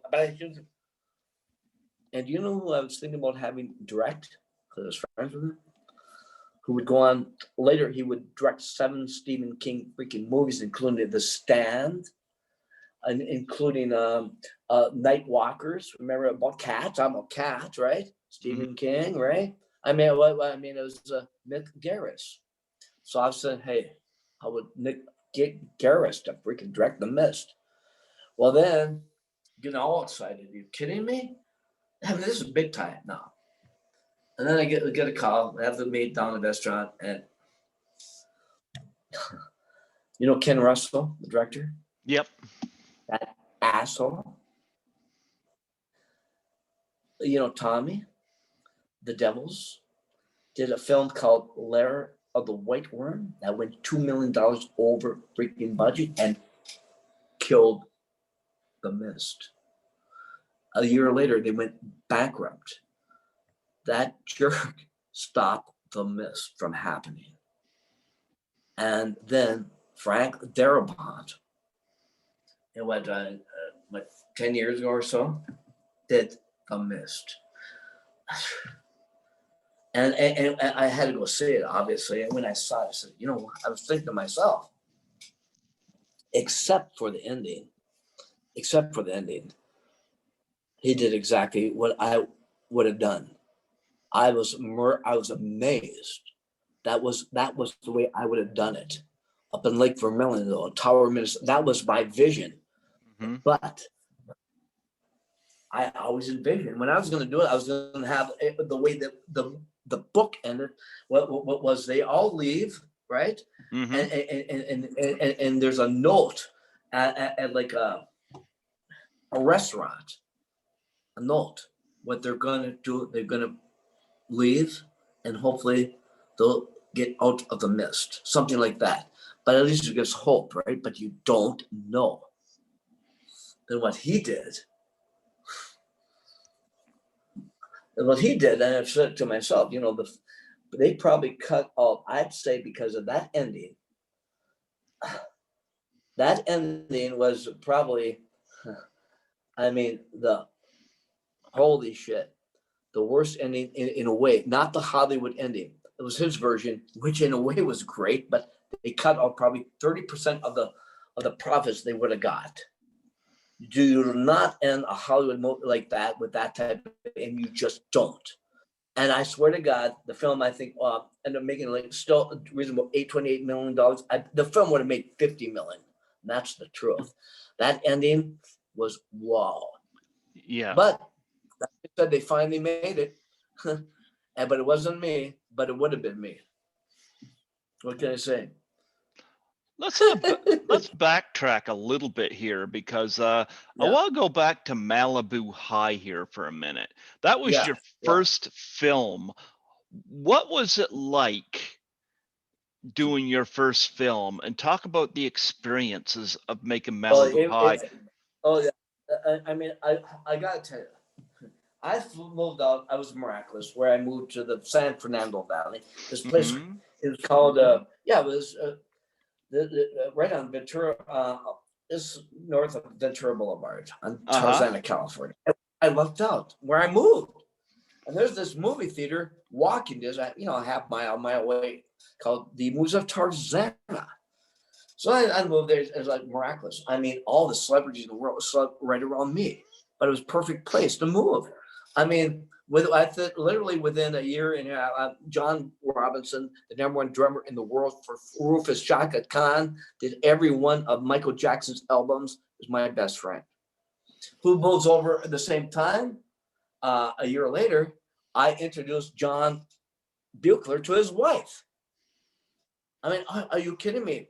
So I mean, miraculous story. My literally second week in LA, Tarzana, I already signed up for classes at UCLA, right? Film classes, blah, blah, blah. And I'm working already as manager of this theater, right? They may just make money, but it would give me flexibility I need. So I go to this club called the Sugar Mill on my way home. And there I sit down in the bar of the Sugar Mill. I'm blocks from home. I sit down, this guy comes next to me. I said, whoa, look at what this guy is. Curly hair, and he's my hero. It's Michael Cole, the Mod Squad. Remember him, Michael Cole? Yep. The Mod Squad. I'm sitting next to the guy, and I remember I still stuttered stuff. And he says, hi, I'm Michael. What's your career? So I just moved here from Minnesota. So wow, I want to be in movies. This is I'm talking. He buys me a drink. It's just, but I don't know. It's gonna be tough because I stutter. And I also want to act, but produce. But I only want to act. I says, Craig, you're gonna make it. He says, why? Well, stutter or not, guess what? My co-host, my co-star of the Mod Squad, the blonde, remember her? Oh, God, what's her name? Would end up marrying, the record producer. Jesus. The Mod Squad, Michael Cole, Williams III, and remember her name? I don't know. The Mod Squad TV show. Peggy Lipton. Okay. Major Peggy Lipton. She would go on to marry Quincy Jones, right? But Mod Squad, #1 show. I mean, God, and she was hot. I mean, it was a huge show. And she says, yeah, guess what, Craig? Peggy Lipton, our show was #1. But guess what? She had a worse stutter than you did, Craig. So, she did? Yeah, really? Says, yeah, whenever time they said action, there's no stutter. She was in this character. So what are you doing tomorrow, Craig? Says, well, not that I know that'd be at work later. Michael Cole, this major star, I just met him from Minnesota, right? He kept, I'm going to pick you up at your place tomorrow. I want to bring you somewhere. At 9 a.m. in the morning, Michael Cole, he comes in a Rolls Royce, picks me up. I mean, 3 weeks of move from Minnesota. I'm this major star who's all in the TD Bop magazine all the time. The girls loved him. And he's driving and says, I'm taking you to my friend's house. Like in the valley somewhere, the big house. We go in the big house, right? So, wow. this is cool. So yeah, I want to meet this friend of mine. He opens the door, and who is there standing is Peggy Lipton herself. My third week in LA, there's Peggy Lipton. Jesus Christ! I go in and she, oh, don't worry about studying. You'll do fine. I mean, that's my. The next day later, I go to the movies of Tarzana, right? I'm the manager. I said, yeah, dark now. Says, I tell the usher, I'll take a guy. Says, go take a break. I'll take the tickets now. And the other manager's over there, right? Only a few of us. And this Rolls Royces come parking right in front of the theater. 2 Rolls Royces in the red zone. I said, they can't park there. It's the red zone. And where this Richard guy says, they can. And the cops let him. I said, well, why? He says, in 5 minutes, you'll see why. 5 minutes later, who comes through the door, lives 2 miles away in a mansion, the Jacksons. I'll come through, and who comes in last? They all go into their theater, mind you. I take Michael Jackson's ticket. Mm-hmm. He immediately goes over to the side to play the pinball names. Michael Jackson. Like 10 minutes he played, and then guess what? He comes over to me, and right above me, where the entrances are coming attractions. One of this horror. I said, "Hi, I'm Michael Jackson. You're the new guy." It's no lie. Shakes my hand. Craig Muckler. Jesus Christ. It's Michael Jackson. Now, mind you, the Jacksons are huge, but they're somewhat more passe now because, their heyday were like kind of stopped for a while, right? Mm-hmm. And he's talking, you like, I told him, yeah, I came here to make movies. I'm moved from Minnesota. He said, do you like horror films? I said, yeah, I love horror. He said, when's that coming? Next thing you know, Michael Jackson comes into the theater quite often. We talk a lot. Now, I got to tell you, this is what happens. During the time I'm doing Malibu High, talking about Malibu High, right? Mm-hmm. Malibu High, I'm taking this class through Irv Berwick and this other guy, Larry Foldis, would be one of my producers, Malibu High. We're taking his class at UCLA on low budget film producing. And we're taking, and this is my hero, this Irv Berwick, who produced 10 low budget films, including Monster of Pater's Monicus, and who was the production manager in all of the, what's the name, who directed The Creature from the Black Lagoon, for God's sakes. He worked on it. He was dialogue director on Spartacus, for God's sake. And he's my teacher. So we're learning how to make film, this and that. And Larry Foldis and I decided, he says, Craig, my dad as general partner, I also take courses at Brooks Institute. I'm going to be graduated there. I want to do a movie. You want to help produce it, which I did.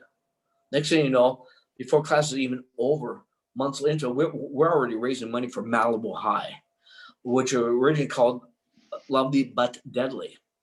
This other guy comes in, and it's Tom Singer. That's 3 for him. And we go up to Brooks Institute. No one's ever done it. And we said to the head of the school, major film school, if we can film in your studio this movie, Lovely But Deadly, here, and use 10 of your top students, can we do it?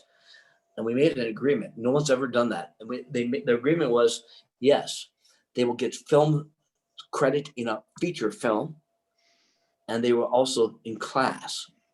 And we used all that. And we did what no one's ever done. And we raised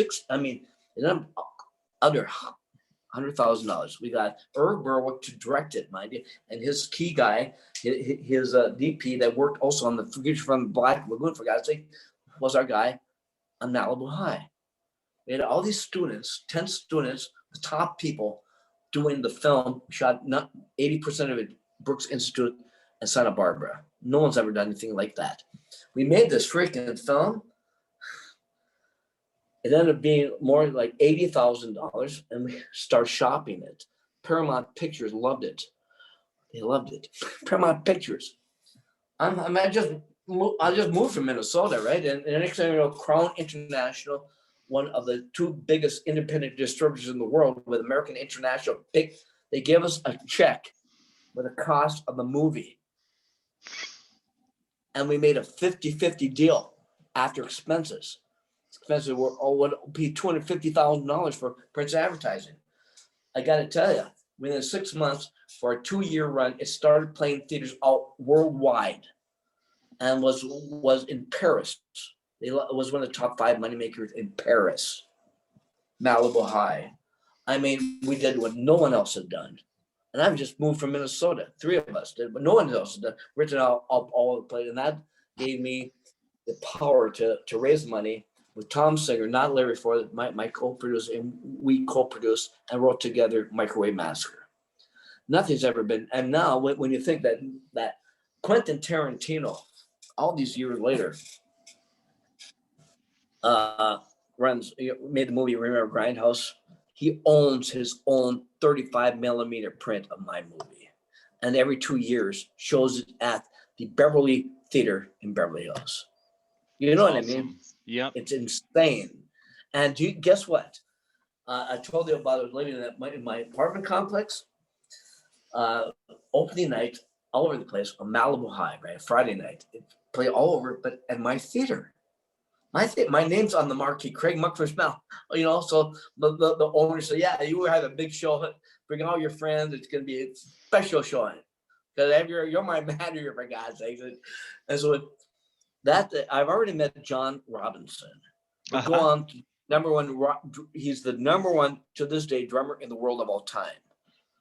Do you realize this? When I was making Malibu High, I'm at the pool, right? So I'm this young guy, and who comes next to me with beer says, "Hey, I'm John Robinson. I'm the music guy from Iowa. You must be the guy from Minnesota." So the movie guy said, "Yeah." He sits down on blonde hair and says, "Well, guess what, Craig?" And we became close friends after that. He says, 3 weeks ago, I was, I graduated from Juilliard in drumming. I have this little group where, I plan on making it sometime. I'm drumming at a Holiday Inn in Iowa when this group comes in for a special signing, just by chance. They sit down, they're watching me, is Rufus and Chaka Khan. Yeah. And it's just, they come up to Rufus, they all come up to me, Chaka Khan, and says, "You're the best drummer we've ever heard. We need a new drummer." Guess what? He said, "You know what? That was 3 weeks ago. Do you know where I was this morning?" He says, "We're sitting here right now." So I'm just renting this place. "Where were you this morning, John?" "I was at Quincy Jones's office. The biggest producer in the freaking world. I signed the contract. I'm now the drummer for Rufus and Chaka Khan. Tell me something good, right, Bob?" And guess what? He was also the drummer for the number one session drummer for all the top works of Quincy Jones. Quincy Jones. Mm-hmm.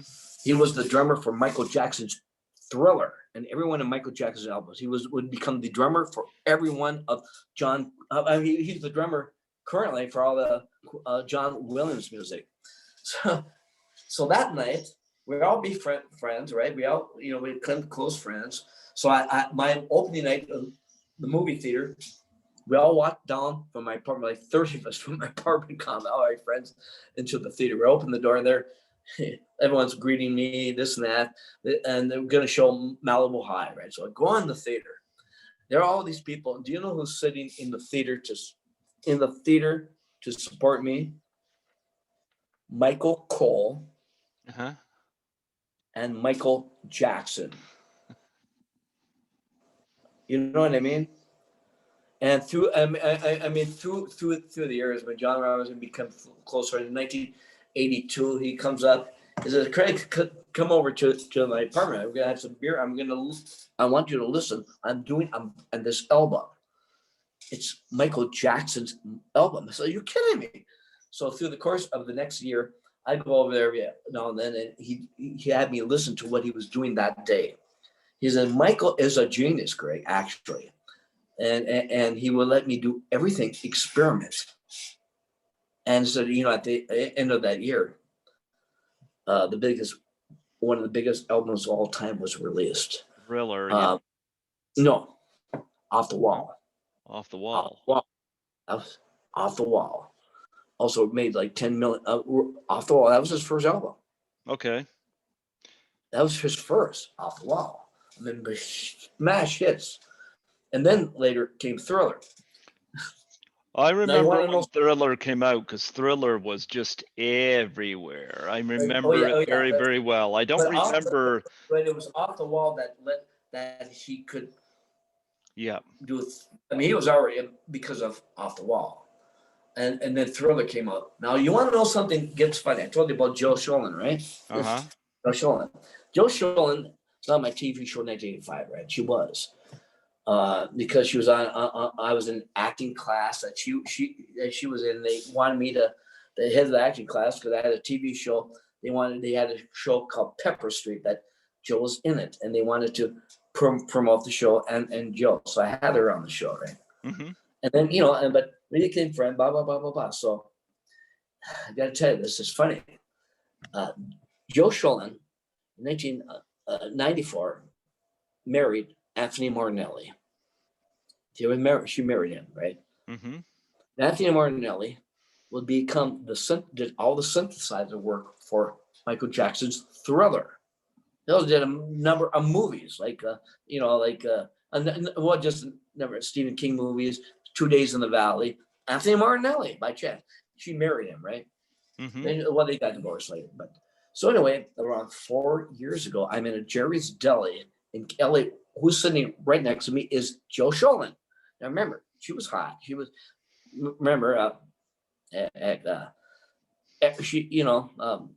Brad Pitt, Cutting Class, Keanu Reeves. She worked with all the hunks at the time. So all of a sudden, we're having coffee 4 years ago or so, and I get a call from John Robinson. Uh-huh. He says, Craig, I hear you're in town. Let's get together. He says, John, guess who's sitting right next to me? Joe Sholin. You're kidding me. He says, remember we went opening night to see The Stepfather together? Said, yeah. So I said, put her on. So I put her on. Says, John says, Craig. He says, we're going over tomorrow night to see John Robinson. We're going to have dinner at his house with you. This is so weird the way things work out. So anyway, Joe Sholin picks me up the next night. We go to John Robinson, driving way out. And Joe says, well, Craig, I talked to my friend. She said, and I said, yeah, Craig said that John Robinson is the number one drummer in the world. Is that right? I said, you didn't believe me? He said, well, I said the best. And then my friend, John Williams' daughter, said, yes, my dad uses him. And then she says, wow, I looked him up online and wow, he was really hot, Craig. We go to John Robinson's house, and next thing you know, it's so weird how things are. Next thing you know, John's talking with Jill about how John worked with her ex-husband, Anthony Martinelli. It's just weird, the synchronicity that it's in my whole life, how things work out this way, the people I'm working with, even now. In fact, have you ever seen the movie Midnight Express? Yes, I have. Yep. Well, you know who one of my best friends is? Billy Hayes himself. Billy Hayes. Billy Hayes, in fact, I was on the red carpet with him like a few years ago in Newport Beach for his documentary on what it was on Turkey, how he's really what things really happened like in Turkey. Great film documentary. He said, "Look, Ray, I'd like to have you maybe work with my composer." Well, who's this? So really, well, that's cool. So recently, I met his composer, not knowing one in a million. Right? But the million's a composer, right? And who is it? Anthony Martinelli. I mean, this synchronicity, it's just freaking weird. I mean, it's just weird. I mean, people I work with here, there, but there's always this connection somehow. It's bizarre almost. It really is. This whole business, it goes up to like Mick Garris or whatever. My whole life's been this way, you know. I have So a now question. I'm writing my own book now. CM, celebrity magnet, from stutterer to talk show host. Yeah. I have a couple questions about Microwave Massacre. Number one, talk Yeah. about working with Jackie Vernon. It was miraculous. And then I followed everything, and then I realized he's one of the top. He is still one of the top 10 stand-up comics ever. He passed away back in, like, I forget what, like 91 or so. But anyway, he was miraculous. He was he was the best friend of David Letterman, Mm-hmm. Johnny Carson all the time. He was voice of Frosty the Snowman, for God's sake. and to this day, that's when Microwave Massacre was re-released, finally in Blu-ray, miraculous. All the fans are all under age of 30 now because they picture Jack. He's so iconic, Frosty the Snowman. They picture Frosty the Snowman turning into a cannibal in my movie. 3 years ago, Christmas time, December 23rd. Guess what? The Egyptian Theater in LA, Hollywood, before they set it up, they wanted us. I was the guest, major league, packed crowd of Microwave Massacre and Frosty the Snowman on December 23rd. It was the big holiday event. That's no lie. Do you know who came out of her way to? Do you know who introduced me to the crowd? Was Jill Sholin. Mm-hmm. Just came out of her way for it. And then when I'm in the packed crowd, all these guys, we love it. We every month we watch Microwave Massacre, we drink beer to it, smoke pot, and so recite the lines, because there is Aaron's process Snowman as a cannibal. I mean, it's just weird the way they like Jackie Vernon. So that it turned out in the long run. I never had Rodney Dangerfield, but in the long run, probably back at the time would have made a lot more money in the beginning, but in the long run, it was Jackie Vernon that became why it's now one of the top 10 cult films in the world because of him. Working with him was miraculous. I mean, I'd pick him up every day. So he wanted me to personally pick him up. He became like my father. I treated him like my son. I'd go in, his wife would make me dinner all the time, and I was like that. One time he had to have a Las Vegas show. So, like at 10 o'clock at night in Vegas, I had to rush him and drive like a madman to Las Vegas so he could have do his show in Las Vegas and then bring him back to the set like 9 a.m. in the morning. And in the meantime, I'm looking over, he's reading the script to learn his freaking lines and learn all those freaking lines. I mean, what the hell? I can't believe he'd do that. I mean, it was just the best pro ever working with. And his performance to this date now, I got to tell you, the reviews now, it's like 3-4 star ratings now.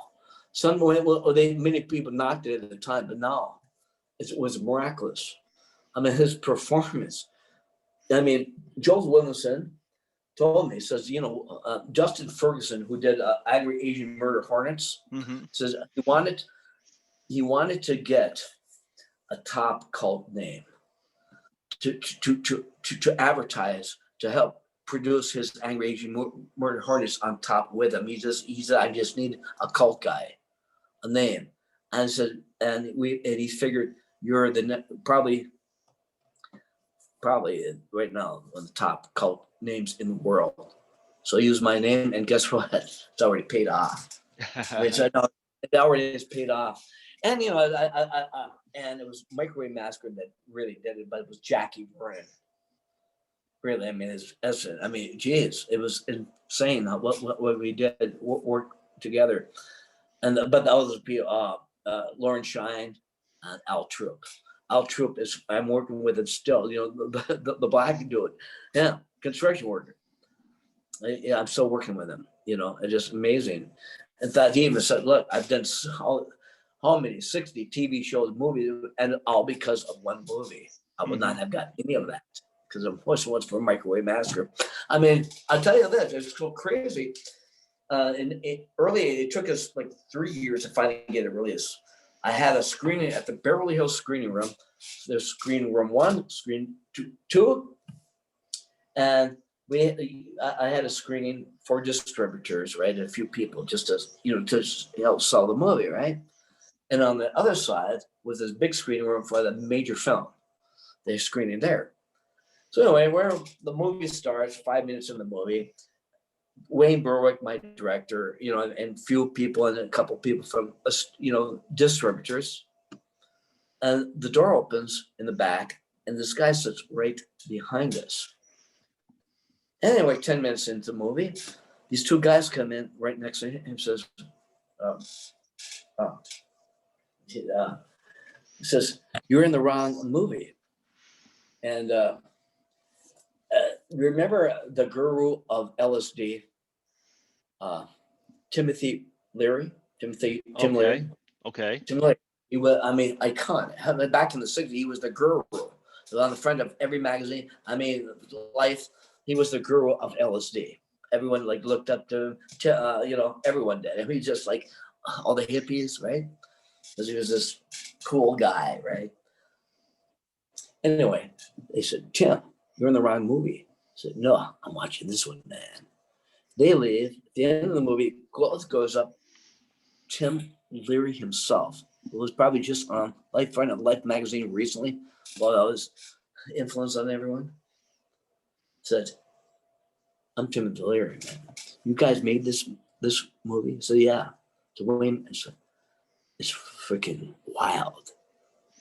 This is like the coolest film." He's writing off all these famous Fellini movies and stuff.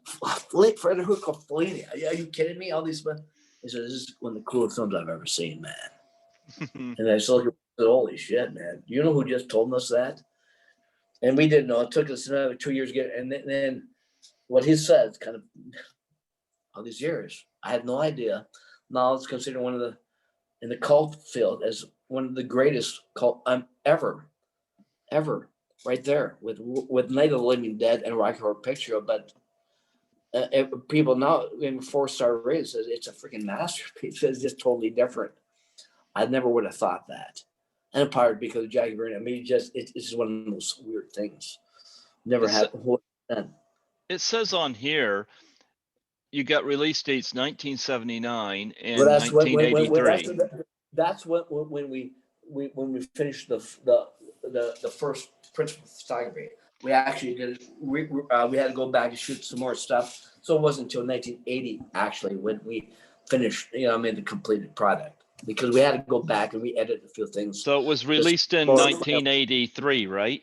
83. Okay. The first release date, though, right before that was Radiance Films in England picked it up at the end of 82. Actually, we made a separate deal for them because they gave us like a check for $25,000 right? Yep. And Radiance in England, and I got to tell you, I wish we would have made a different deal with them, because it became one of the top 10 money making films, VHS, every film in London, and it's not to this day one of the top cult films. Always has been in London, England, Germany now. In fact, it's just crazy. This star Midnight Video picked it up in 1983, right? It made headlines and Variety. That is the first film ever released at the time, because VHS were just coming in to be released in VHS worldwide. Every pop shop and played drive-ins at the same time. That's never happened. So Variety wrote us up. It never happened, right? Since that release, it was re-released in 1991 or 2 through Rhino Records and Tape. They picked it up, played every blockbuster store in the world. Now we started making a few bucks off that. In fact, that year, Entertainment Weekly magazine named at the end of the year named it the #1 video box of the year. The year. It had a box that you push a button with a microwave and it lit up. That was like unique by itself. And then we had it in 2006. Anthem Pictures picked it up for the first time on DVD.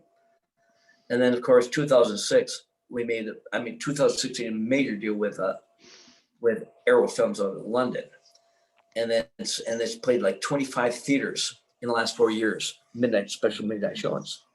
There you go. Yeah. Well, I got another couple questions about Microwave Massacre.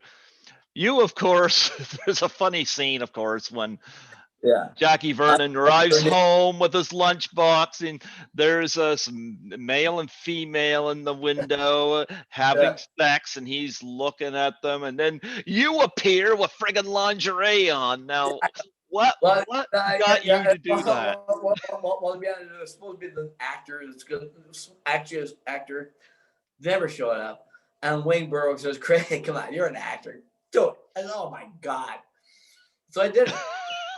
I mean, what the hell? Who would have thought all these years later? And then, so this is so funny that at the Egyptian theater, I told everyone showed up, and before you go into the actual theater, right? Mm-hmm.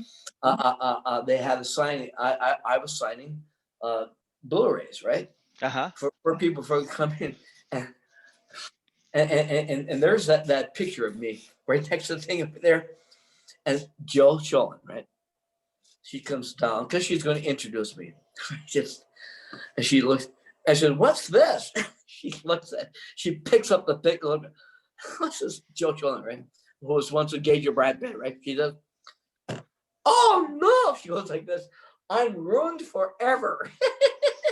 You know what I mean? Funny stuff, but geez, what can I say? And who would have thought Arrow found major release all over the friggin' world, and they have my picture there you open it up. Like, geez, I wasn't expecting that. Kind of, I mean, my daughters can see the damn thing now. Did they pass their clothes on to you when they don't need them anymore? Yeah. Oh yeah, exactly. What do your daughters think of your films, like Malibu High and like? Well, they're Malibu High, our Microwave Massacre, The Flesh Merchant. I mean, you can. I don't know. But I mean, I go on these horror conventions, like Naomi, my oldest daughter.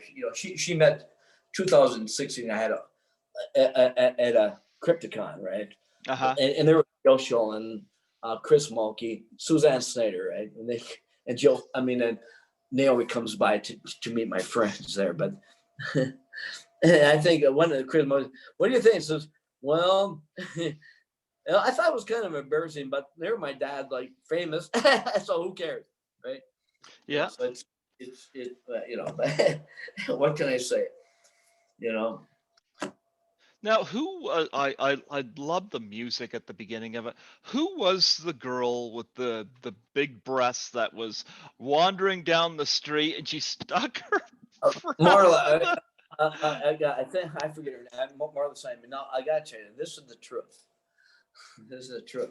We went back to recut the film to make it exploitable, right? So we had there was a big dream sequence in Anna. We cut it and we added to make it strike R rating. I mean, to be picked up by the distributor. So we reshot some stuff, and when her boobs go through the fence, right? The original act we never showed originally. It was always her boobs, but in the shirt. Never showed her naked, right? That was original. So when we went back to reshoot stuff, we had to add a few more. We got another actress, a model, and it was someone else's boobs. That's no lie. For real. Well, she naked. She appears later on the film, where the. Well, she is. She's an actual actress, yeah. But she seems to disappear after that. Now. Well, no, she was in the construction site. That was it. That was the only purpose. Okay, because I thought that was going to go further. No. The whole point was to establish Lauren Shine, our construction site. The construction. That was to establish their characters. She was very daring and open. I'll say that. Oh yeah, I mean, it was a cute, fun scene where she's talking about. Do I think I'm a nice person? I mean, she's like we played her as a total dingbat, right? I mean, But that was it. I mean, and remember, she points to the guy who was a gay construction worker. Remember her picture? That actually is a famed actor. Been a lot of crime movies at the and the TV at the time. That is Alex Mann. Okay. Good friend of mine, Alex Mann. He was one of the stars of Malibu High. Mm-hmm. He's one of the stars of my original Malibu High. So I got him to be the construction guy. I mean, he's this tough guy in Malibu High, and then he's this gay guy in Malibu High. In Microwave, which is kind of cool. So after we did Malibu High, and it really helped. I got to tell you, and it's true. Those people all the crew people that worked on Malibu High, guess what? Malibu High was released. That just doesn't happen overnight, and they all thanked me up and down because all of them went on to work in the industry as a direct result of us. Then when they were students, putting them in which would turn on a major feature film. They all got work after. That just doesn't happen overnight. And many to this day still thank me. If it wasn't for you, Craig, we might not have ever made it in the industry as key grips, director, photographer. That Donald Eaton was going to school at the time. He became our director of photography. He became our production manager and assistant director. And guess what? Then he became, then we brought him on board with Microwave Massacre. He was our DP on that. And guess what? As a direct result of those two films, he would be, as a direct result of my film, he would become the number one, director, number one assistant director on Heart to Heart with Stephanie Powers and Robert Wagner as a direct result of my movie. So all these people that I got hired way back, they all got work because of me. Incredible. Talk about this is another thing too. You had one scene where Jackie Vernon comes across this little street thing going on, and you got this woman, and it looks like a big bird costume. Did you guys come under fire for that or anything? No, never. No, okay. Well, it's funny. This actually is funny. In fact, Karen Grossman, we hired a female director photographer. Mm-hmm. Now, this is a very sexist type movie, but guess what? Women's Magazine wrote us up, applauded us for hiring a female director photographer. Now, 2014, I'm at David Bond's house, and who comes over to reconnect? Joe Shulman, right? We connected again. I mean, she was big, but she comes, because I wanted to. I mean, after all these years, she hadn't done my work, but working with us again, right? And she comes over, and we're times says, and I realized, she says, Karen Grossman did your movie? I said, yeah. Wow, she was I starred in a film called Thunder Alley. Remember that movie? Yeah, Melanie Kinnaman was in that. Well, Joe Shulman starred in it. Yeah. She was the girl, right? About the rock singer, right? The music, right? Mm-hmm. Karen Grossman did it. I said, wow, Craig, I can't believe it, because way back, it seems now I remember when your name was brought up way back. And then it turned out, hell yeah, because of the direct result of Microwave Massacre, Karen Grossman became on this big film the director photographer on that film because of me. Yeah, Melanie Kinnaman and Susie Ewing from Smokey and the Bandit, they were both in that. So yeah, I've had them both on. It was Joe. She was big at the time. It was about rock, about the music, And she was in it, but it was again a small world. How Karen Grossman, and I was reading up some magazines said this sexist movie or not, but we give kudos to the filmmakers to hire a woman. You know what I mean? Well, I'm going to tell you, there's a lot of great humor in this movie. I like where I love intelligent humor too, because I'll give you an example. 2 examples in this film. One scene reminded me of the movie Miss 45. I love Miss 45 and Zoe Tamerlan's Yeah. one. There's a scene in Miss 45 where the bum comes across and he's digging through the trash and he finds a severed hand and he screeches and screeches, you know. This one here has a scene where a guy is digging through the trash, whatnot. He finds a severed Good. arm and That's he Robert Burns. yeah, and he takes That it guy, and scratches his nuts with it and his back, and I'm like, okay, I wasn't expecting that. And there's another scene where the guy finds the woman tied up in the closet, you know, and yeah, his yeah, reaction isn't quite what I thought it was going to be. yeah. You got to see this. I mean, you got to see this. I mean, but the whole humor was Jackie Byrne puts it in her, so it shows you a time lapse, right? So every Oh time it yeah, goes back, the mold is darker green. yeah, It's mold, and so it keeps on getting moldier. So I mean, it's just corny. I mean, it's cornball. I mean, we yeah, made it that way. Tom Singer, I wrote this. The story was original. I mean, that's the story. I wrote it, and Tom Singer. Once we got Jackie Vernon involved, yeah. it became a Jackie Vernon vehicle. So Tom wrote these lines for that, and I'll say, oh, that's cornball. In fact, when Wayne Burke and I were looking at the script, oh my God, it's great. This is not quite the way your dark humor story was, but I said, well, Jackie Vernon, so I think we'll get away with it. And we got more than got away. Tom Singer wrote some of these dialogue that is cornball, but in this sense of this movie, it works. And that's part of the thing. I mean, I got top critics now saying it's a freaking masterpiece. Who would have thought this dialogue is so corny, but in the sense of this movie, it freaking works. I said, because they actually did it. No one else would have done, but these guys did it. And in the scope of the movie, the scope of Donald's character, his character, mind you, it was a real character. Jackie Vernon did his job. I mean, what an outstanding. I mean, hell, his performance was perfection to come across like it did. And to this day, many Stephen Thrower, that Stephen Thrower, that you know, here it is, by the way. Stephen Thrower actually did the Stephen Thrower. He did the, you know, because the two to release the film, Arrow did.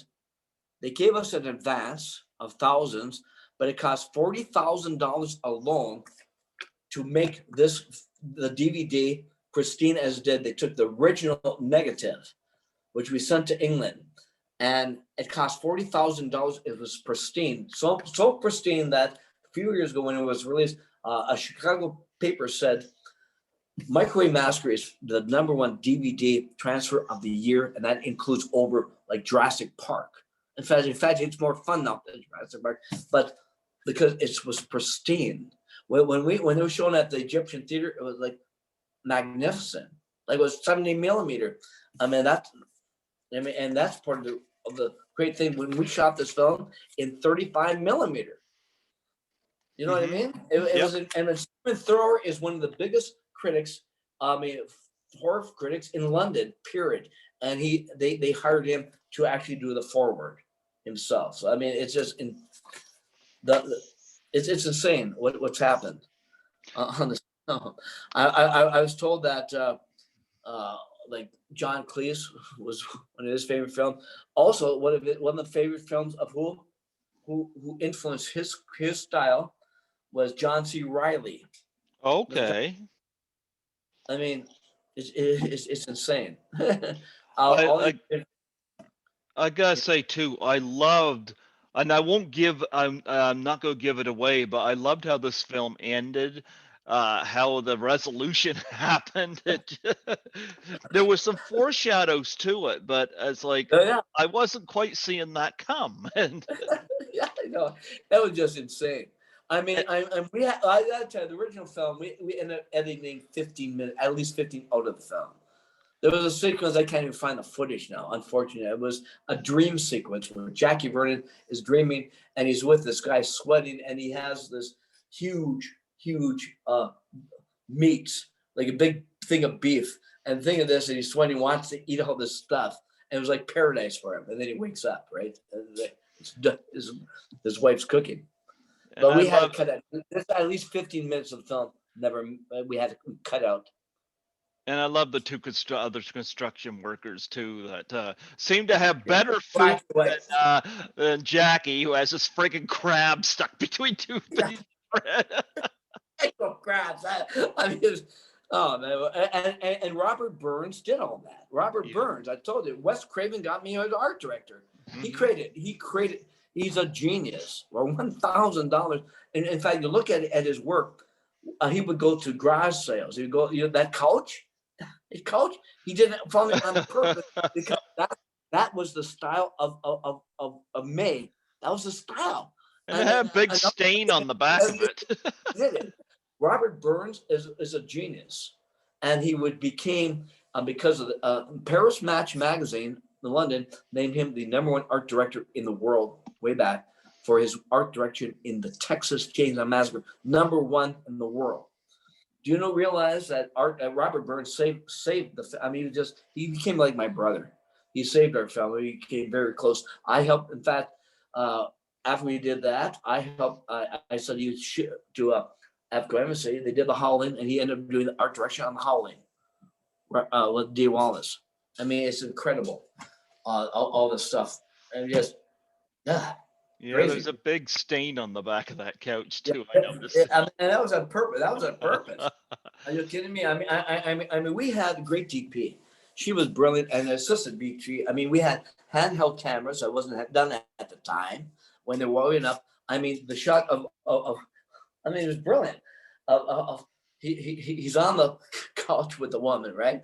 They're going at it, and all of a sudden we show these faces on the wall that like they're watching them.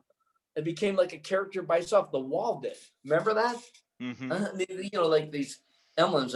May loves these pictures of whatever on the wall, and they were like watching them making silent sex. And it was just crazy. But our DP was second to none. And do you realize that who lit? We got the best. Roberto Cosada Mm-hmm. was our lighter.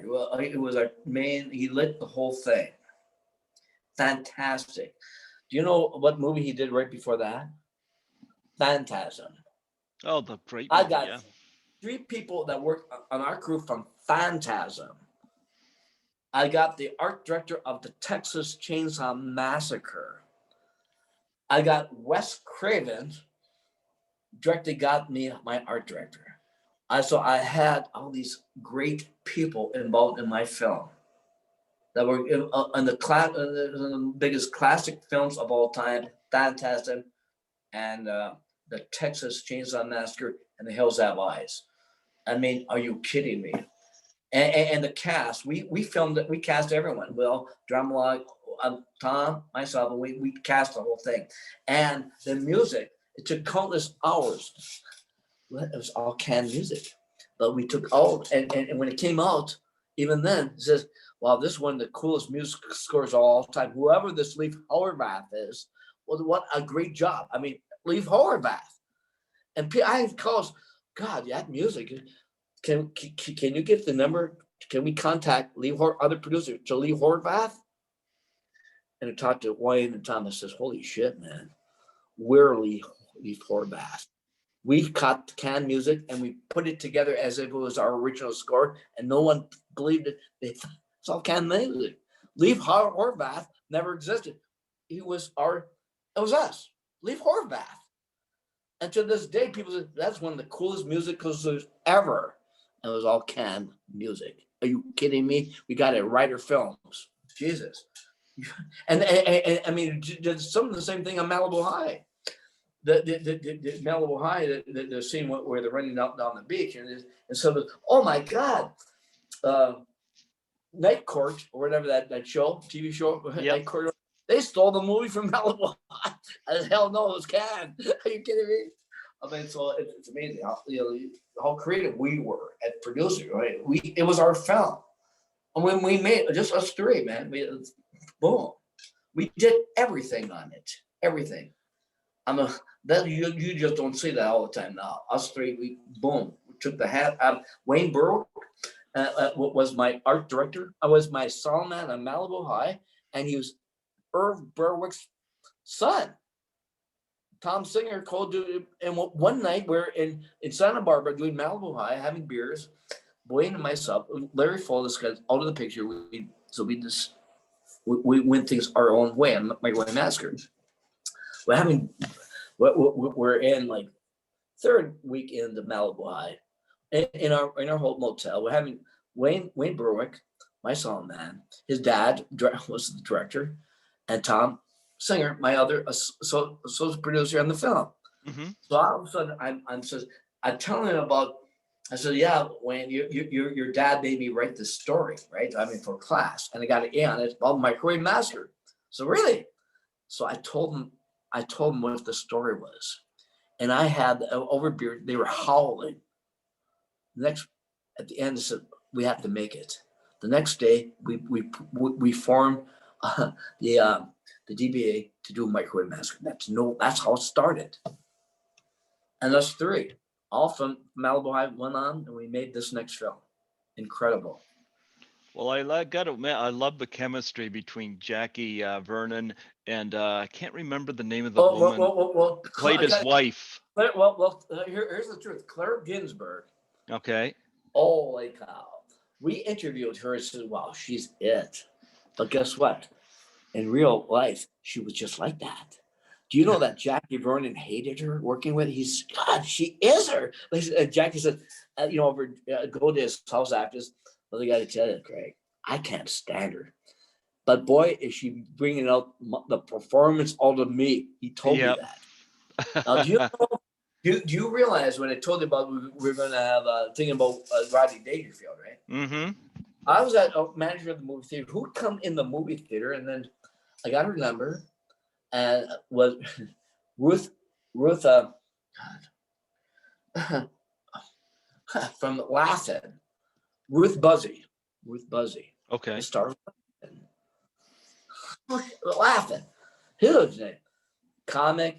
And she worked with Jackie Vernon on a lot. Oh, yeah. In fact, I don't know if you remember Dean Martin's roasts, his roast, where he has all these roasting some named star, and he has all these other guest celebrities, right? Roasting them. Mm-hmm. And they always had Jackie Vernon was on the panel, and with Buzzy, she had this big thing. She was always hitting someone with this big thing, right? Mm-hmm. I mean, we had like whoever Charlton Heston, major stuff.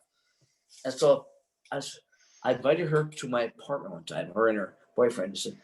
I said, God, you'd be perfect as me. And she said, Craig, she read the treatment, said, I'd love to be in it.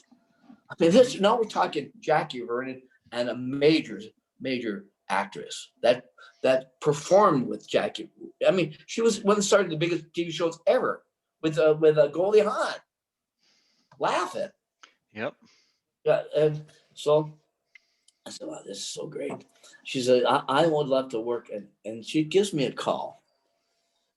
No, Mary, we already met with Ruth with turned out to be me, the actress, but with Buzzy. Are you kidding me? This is a box office. And she calls us, says, Craig, I can't be in it. She says, why? Well, I just got cast in a Walt Disney movie, and they said, no way in hell do we want you being in a movie about cannibalism. That's no way. And that was it. And then we went out, and then in the long run, this was actually a better choice because they worked phenomenal together. And all these years later, that's part of the reason why it's charm. It's just one of these things that came together. I mean, after all these years, we just weren't expecting it. It was not, we didn't make like a dime when it first came. I mean, and first it took it forever to get released. Then we started making money, but it took forever. We never thought, my God, what did we do? But in the long run, holy shit. You know what I mean? It's like, what's his name? Rembrandt or whatever. He didn't make a dime off his stuff. No one liked his stuff. And then years later, it's big time, right? Yep. And like with this, I had no idea all these years later it would become one of the top 10 cult films in the world with Rocky Horror Picture Show and Night of the Living Dead. I would never have thought. One more question about Microwave Massacre. Now, there's quite a bit of nudity in it because he gets all these women that show up that he's going Yeah. to eat. There was one scene that stood out to me, and they had the woman laying on the table, and she's got what Miracle Whip or all over her before he Yeah, put the slice of bread on her. Yeah. Talk about that.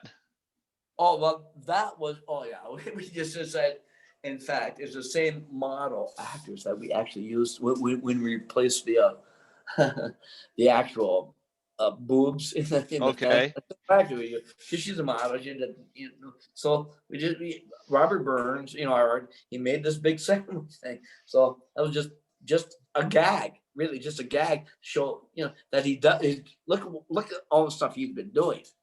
I mean, it's more than just these women he already showed, but he's been out there, and that's just one of the people it does. Are you kidding me? And then he puts mayonnaise all over her, Mayonnaise, right? yeah. But she's on a huge sandwich, and then he puts the top side of the sandwich, and she screams because he gets a big knife to cut her into the sandwich, right? And then the next scene, he's walking down the street, and he shows up, and there's an actual billboard for mayonnaise. You know what I mean? And then right after the scene, so it kind of reminded me of a scene in Return of the Killer Tomatoes Strike Back. I've interviewed Crystal Carson from that movie, and they had her tied up on a big flat of bread, and they're putting giant vegetables on her and stuff. Yeah. And although she wasn't naked, this woman was nude. But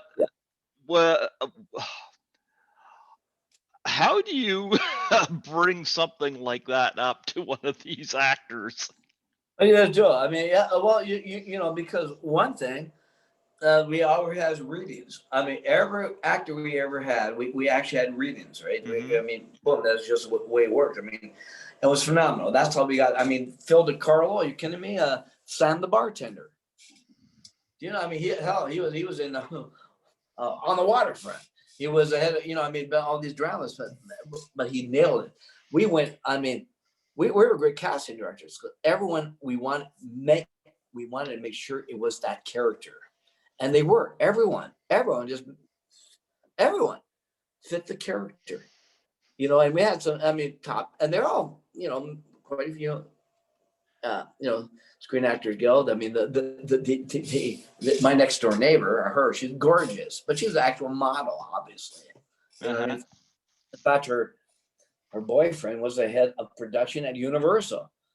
In fact, you know that bar we used outside, we were on hell. We had no permits, all this shit. I mean, most these students have cops, everything else. This is no lie. Her boyfriend came up at night. We were shooting at night on the street, Sherman Way. I mean, busy street in Van Nuys. I still remember it. And we're gonna stop. We have to stop traffic, right? And the production, and her boyfriend shows up, says, "You're not going to get away with this. I mean, I work at Universal. We want to get away with this." Well, we'll do it. Well, shit. So he's watching and saying, and this is no lie, a cop car comes by. So, what are you guys doing? I said, well, is that Jackie versus? Yeah. I tell you, yeah, it's okay. We're just going to do a quick scene, but we have to stop the track for quick just to get this outside scene. This is no lie. This production manager says, he's listening.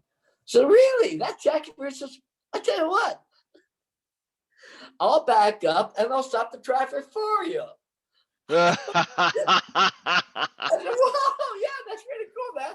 And he did. We shot our scene, and the cop, way to go. He gives me his card. Hey, you ever want, production work and whatever? He gave me his card and drives off. And the production manager comes up to me and says, holy shit, man. I can't believe you just did that. Universal has learned some things from you, Craig, That's no lie. He was a predator. He says, you got away with it. Not only that, but the cop, he helped me. Instead, I said, I mean, it's miraculous, actually. Stuff like that happens. You know what I mean? That's like guerrilla filming at its best. But the thing is, everyone I had were all seasoned pros from from the Hills Have Eyes, fantastic. The Texas Chainsaw Massacre at the Slithers. I mean, all these movies. These people I worked on these movies, right? So I was perfect getting them. I mean, I told you. Did I tell you about how we got the studio? Well, how we got the studio? We need a studio, and Donald Eaton was our production manager on Malibu. I said, "Look, Craig, this friend of mine has this big house in the valley for $1,000. You just give it." He said, "Yeah, I'll let him use it." So 60% of all the stuff, like the doctor's office there, the psychiatrist's office. How about the entire living room, right? All Yep. That was our studio. Says, "Come on, Craig, I'm gonna bring you, and you're gonna pay my friend $1,000." I said, "Here, believe me, Craig, it's gonna probably save you 10,000." I said, "Oh shit, are you kidding me? Go over, it's perfect. Oh my God, it's perfect. Even outside, oh my God, it's miraculous. Thank you, Donna." So he goes, "Yeah, you're gonna meet the owner right now, because he's selling this. Everything's moved out, so he came on by just to meet you." Open the door, and guess who's there? I give $1,000 to Mickey Dolenz of the Monkees. No lie. The Monkees. Mickey Dolenz, one of the biggest group of all time, and I'm using his freaking house. I said, "Holy cow!" I can't believe it. I was kind of awestruck. It's Mickey Dolenz. He said, "Oh man," he just says, "Okay, I'll drop by every now and then," which he did every now and then, just show up, just doing right, make sure we don't ruin this house, right? Do you know what I told him? Right there, I said, "Oh my God, you're saving. I mean, thank you, man. You're saving me big time. I mean, God, oh, thank you." I just want to help out. Don's a good friend of mine. I just want to help out, Craig. And you know what I told him? I says, "Mickey, you made me a believer." Yeah, I think you mentioned that earlier. Yeah. Oh yeah, I couldn't believe. Oh yeah, but just fit, right? Mickey Dolenz. I mean, so all of a sudden I have the house of Mickey Dolenz. I have Wes Craven got me his art director. Mm-hmm. And I mean, it was miraculous. The people involved in this freaking movie to get it going. I mean, you kidding me? If it wasn't for Mickey Dolenz and Wes Craven, I mean, probably would never have made like the way it was made. When you look at those icons, I mean, Wes Craven, and so we had the screening, cast crew screening at Warner Brothers, and who shows up? John Robinson and Rufus, Bobby Watson, Thriller. I mean, they all said, well, and when you ever do a sequel, well, we're going to do the musical score. He said that. And who was in the audience? It was Jackie Vernon, or Wes Craven. You know what I mean? Wow. Let's switch it up a little bit. You mentioned Jill Sheldon earlier. Oh, I mentioned some other people you worked with.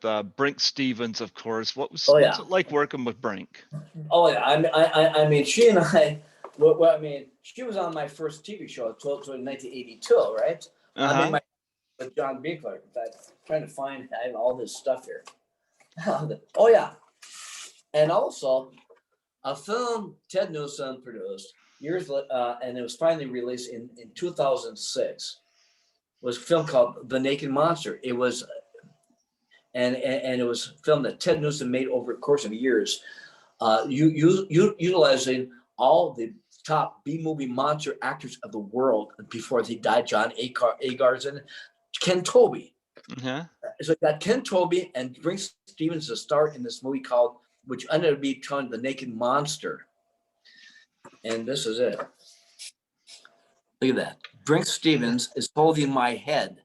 The monster. I'm chased by the monster. I'm literally chased by the monster, and that's Brick Stevens, right? I'm this punk guy. I'm running down the road. The cops are after me, right? Mm-hmm. And this giant monster, I said, "Oh no!" He comes up, picks up the car I'm in, and picks it up, and he shakes the car, and I fall out, and he eats my body, and there my head falls down. And Brick Stevens grabs my head, I look at it, and I said, "Help me!" And she throws my head in the air. No lie, Brick Stevens. I mean, it was cool. You know what I mean? So brings that now that I'm working with. She's been in a number of Dustin Ferguson movies, right? Angry Asian Murder Hornets. He's done some movies since then called Iraq Needle. Iraq Needle. I'm an executive producer on that too, about giant spiders, but also a film called Rattlers too. She's in that, so she's in a bunch of movies now, and I'm sure she'll be in movies with James Balsamo and myself. But it's kind of weird. All these movies. She's in It Wants Blood, which we're both part of. So but we're both in. Yeah. And I do the scene. I'm actually with Eric Roberts. I'm his campaign fundraiser in the film. So pretty wild. Talk about Suzanne Snyder. You mentioned her name. I forget how you said you met her. She's gorgeous. I met her actually through Joe Schulin. Joe, we because Joe was going to be in a couple movies with me, that some of them did fall apart. I think she's a little pissed off at me now because of it. Like I say, but it's true. I was going to bring her on board on a couple of things with my team. A film called Bad Day, which never happened. She was going to be in it with Robin Williams, and then Robin Williams dies. So that kind of blew that out of the water, but she was going to be in it. But anyway, so 2016, I had already been doing the Crypticons, this horror convention in Minnesota a couple of times.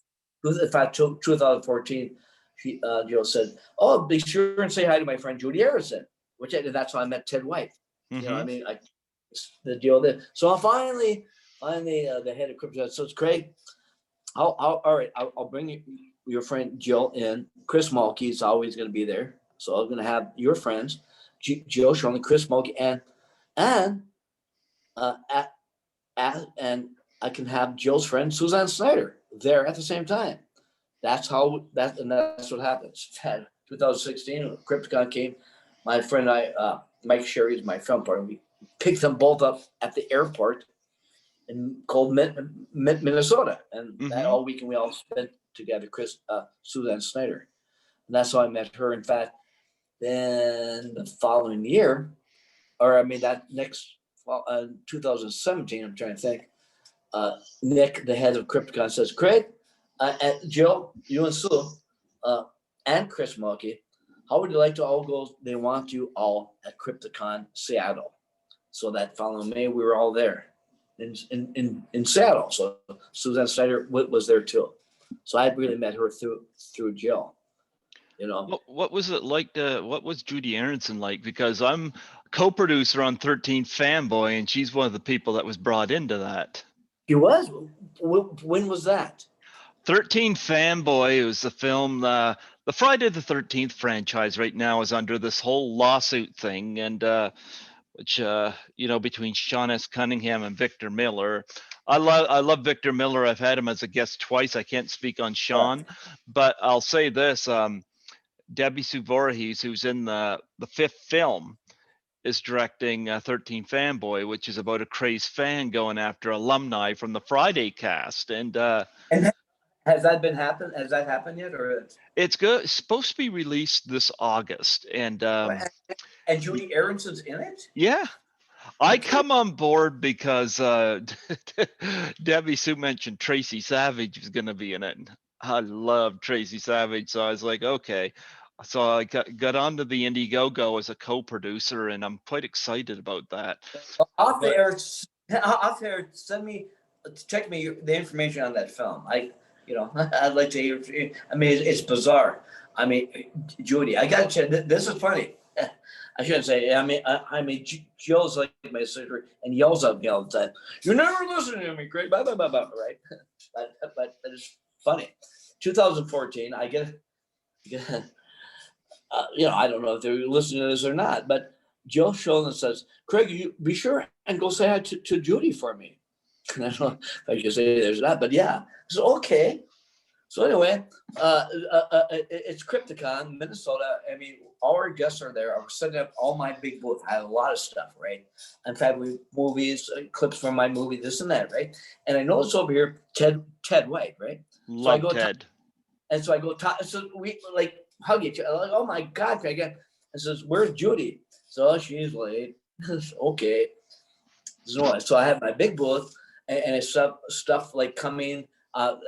Ripped to Shreds was going to be a low budget film, and I have all his names. In fact, Brink Stevens was going to be in it, in the film. And at the time, Joe Sholin was not going to be. She was going to be an associate producer for me, so her name's up there, right? And so anyway, I still remember this. I go up before the show starts. Really, people start coming in. I have to go back to my booth.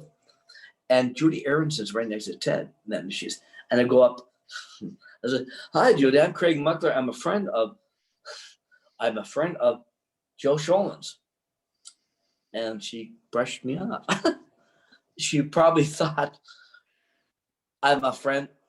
I like a fan at a show, right? Because they happen. You know what I mean? Like another show, I met Joe Sholin at a show, right? Now her friend, right? That's what she thought, So anyway, well, whatever. I go back to my booth.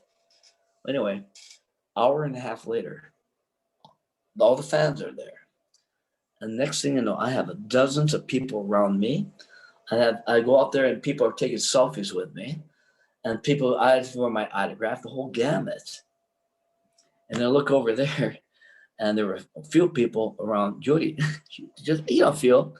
And all of a sudden, she sees who I am. I'm not just a fan of Joe Schultz. I actually work, you know what I mean? I'm actually a filmmaker.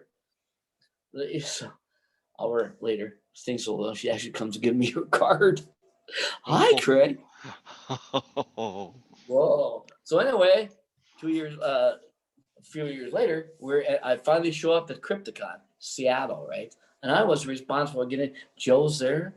Judy Aronson was there, and Suzanne Snyder. And then we're all together, who was it? Judith O'Day at Night of the Living Dead, right? Oh, I've interviewed her, yeah. Well, that Saturday night, Jill and I were going to just hang out together up on the 13th floor, just kind of hanging out together, drinking, just kind of with other fans. And we ended up 2 hours, Jill and I, drinking wine all night with Judith O'Day, just us three. It was the coolest thing. Judith O'Day, Barbara. I mean, it was so cool. But it was so funny. I mean, I love Judy now. Don't she actually is a sweetheart. And she was, I still remember. Hi, Craig, remember me? Remember me? We met at Crypticon in Minnesota. So, yeah, I know. So she's cool, actually. She's real nice. Tom Matthews was there too, But had him on a couple times, yep. Really? Yep, love Tom. I mean, the whole thing is funny. And then obviously at another show I met, what's his name? Also, Jason, John Beekler cast him. Kane Hodder. Kane Hodder. Mm-hmm. Oh, that's right. That same show. No, it was a show.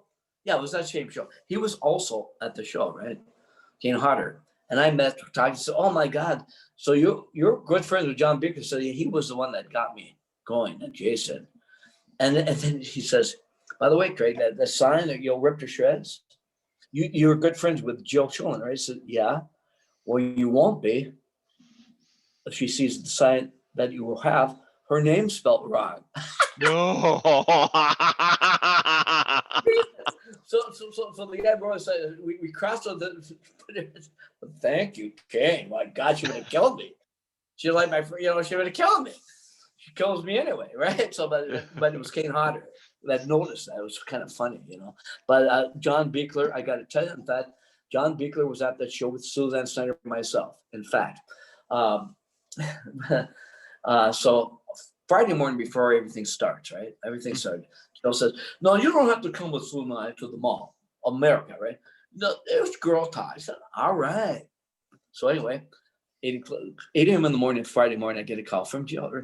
"Well, can you come over and pick us up anyway, Susan and I, and drive us around? So we have to go to Whole Foods.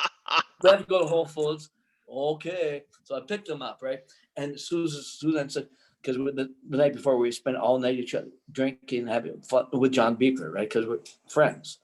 I said, bring John Beekler around. Cause he's like, you like love each other. You can know they're friends. So like, well, we all go Whole Foods, and we're driving down the street, and all of a sudden, there's Susan Center behind me, right? John Beekler here, and there's Joe on the other side. I mean, in the parking lot. I get a call from a radio station out of where? Winnipeg, a big radio station. I forgot all about. They're going to interview me, like in 10 minutes. I said, "Holy shit!" So I call. I said, "Oh, they're going to interview me. What did I do?" And they said, "Well, let's just go in the Caribou." So we're outside Caribou, right? Caribou, and in the car it says, "Well, they're going to interview you." And Joe says, "Well, do you want me to drive while you talk?" No, no, are you kidding me? You don't know how to drive around here. So anyway, all right, they call. So I said, "I'm all nervous. I'm going to start stuttering again." I'm nervous. This big, you're John Beekler off. And there's no lie. Susan said, "Take a deep breath." And this is no lie. Susan started behind here. Susan, give me a back rub to relax me while I'm doing the interview. Joseph behind me. It goes on for like 15 minutes asking me all these questions, right? I said, "Oh, this is so cool." And then I said, "Well, do you know who's in the car with me right now?" And they who? Joe Sholin, John Beekler, and Suzanne said they freaked out at the radio station. Are you kidding me? Yeah. But they asked me all these questions going on. And they hung up. I said, that was great. So that was John. "Oh, yeah, cool." And then Jill, being Jill, like my sister, she says, "That was good, Craig. But sometimes you have a tendency to take over the conversation. Next time you get the answer. I mean, you'll hear, and then stop. Okay, Craig?" And then Susan said, "Jill, leave him alone. He did a great job. I'm just trying to help him." That's no lie. Fun stuff. Does Suzanne give good massages? Well, yeah. I can't remember the radio stuff. I can't remember what I was talking about. Oh man, she is gorgeous. Oh yeah. And you met Adrienne King. What was she like? Adrienne King was at. I was at one show with Adrienne King and Eric Roberts. That's how I became also close with Eric Roberts, right? We've been to a few shows together, including Kentucky, all weekend in Kentucky, at a horror at the Plex, it was called. But Adrienne King, I'm talking to her. She's over here. She said, "I couldn't help. You have a cool booth through." And we were talking. You know what we were talking about? I said, "Adrienne, it's funny. Friday the 13th came out, 1978? 80. 80? Yeah. 80. And we had at my movie theater. So yeah, it was packed, this and that, blah, blah, blah. And they said, funny. I don't know if you remember, but at a few drive-ins later, they teamed up certain films. And I remember this. Malibu High played with Friday the 13th. Whole thing. So and then, as luck would have, yeah, she was great. And then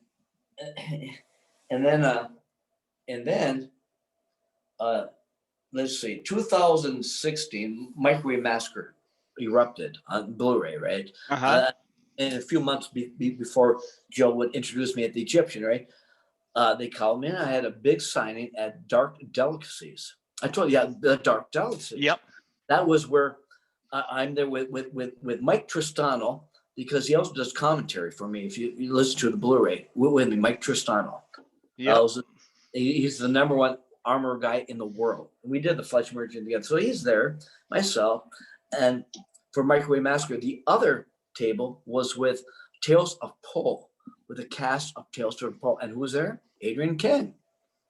So it was so cool. All of a sudden, we're in this smaller thing together again. It was really cool. How did you? Wow, it's so great. Here, last time I saw it was in Minneapolis, now we're in Burbank. So it's really cool. And that was when who comes in to support us all? Just Ted White, John Beekler, and Tony Todd himself. Mm-hmm. Tony Todd. I mean, we're all there. And then after, we all decided, there's Mexican restaurants. So David Bond was there, my film partner. Graduation day, and Bob Cummings, my partner, and Adrienne King and her group. We all went to a Mexican restaurant for a couple hours drinking margaritas. And I told Adrienne says, you know what? It'd be so cool. Your wine. I'd like to get your wine sometime. Yeah. Lake wines. And in fact, I might be spoken for a pizza place. Wouldn't it be kind of cool? Your wine with my pizza? Said, oh yeah.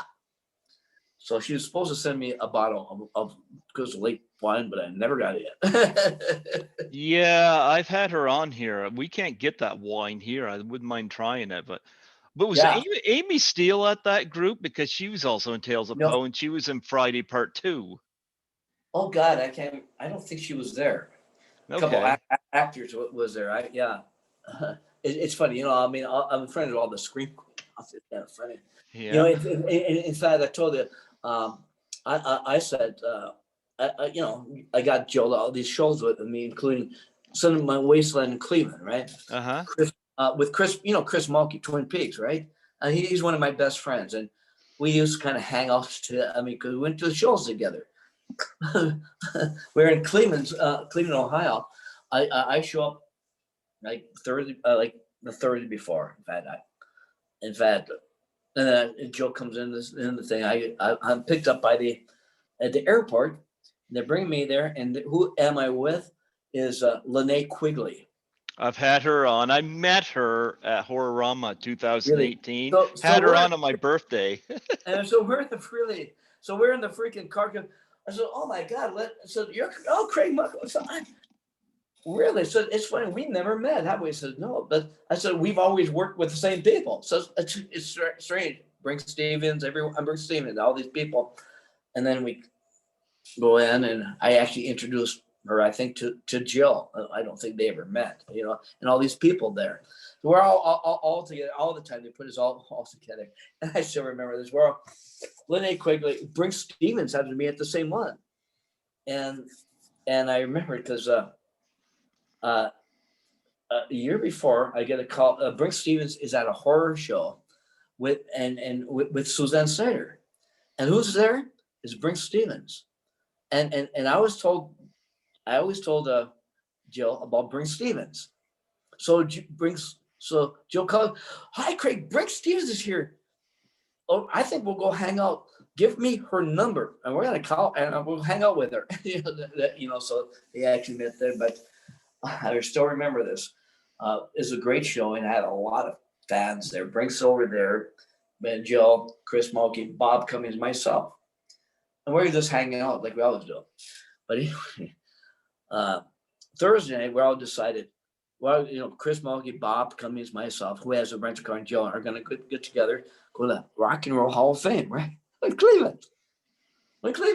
So it's 9 a.m. in the morning. I go down. We're all going to get ready to go to the Rock and Roll Hall of Fame. And instead, Jill says, "Well, Craig, we're not going there." So why? Well, I talked to Chris and Bob on the other side of town. I don't like their food here, so we're going to instead Whole Foods instead. Are you kidding me? Oh. Yeah.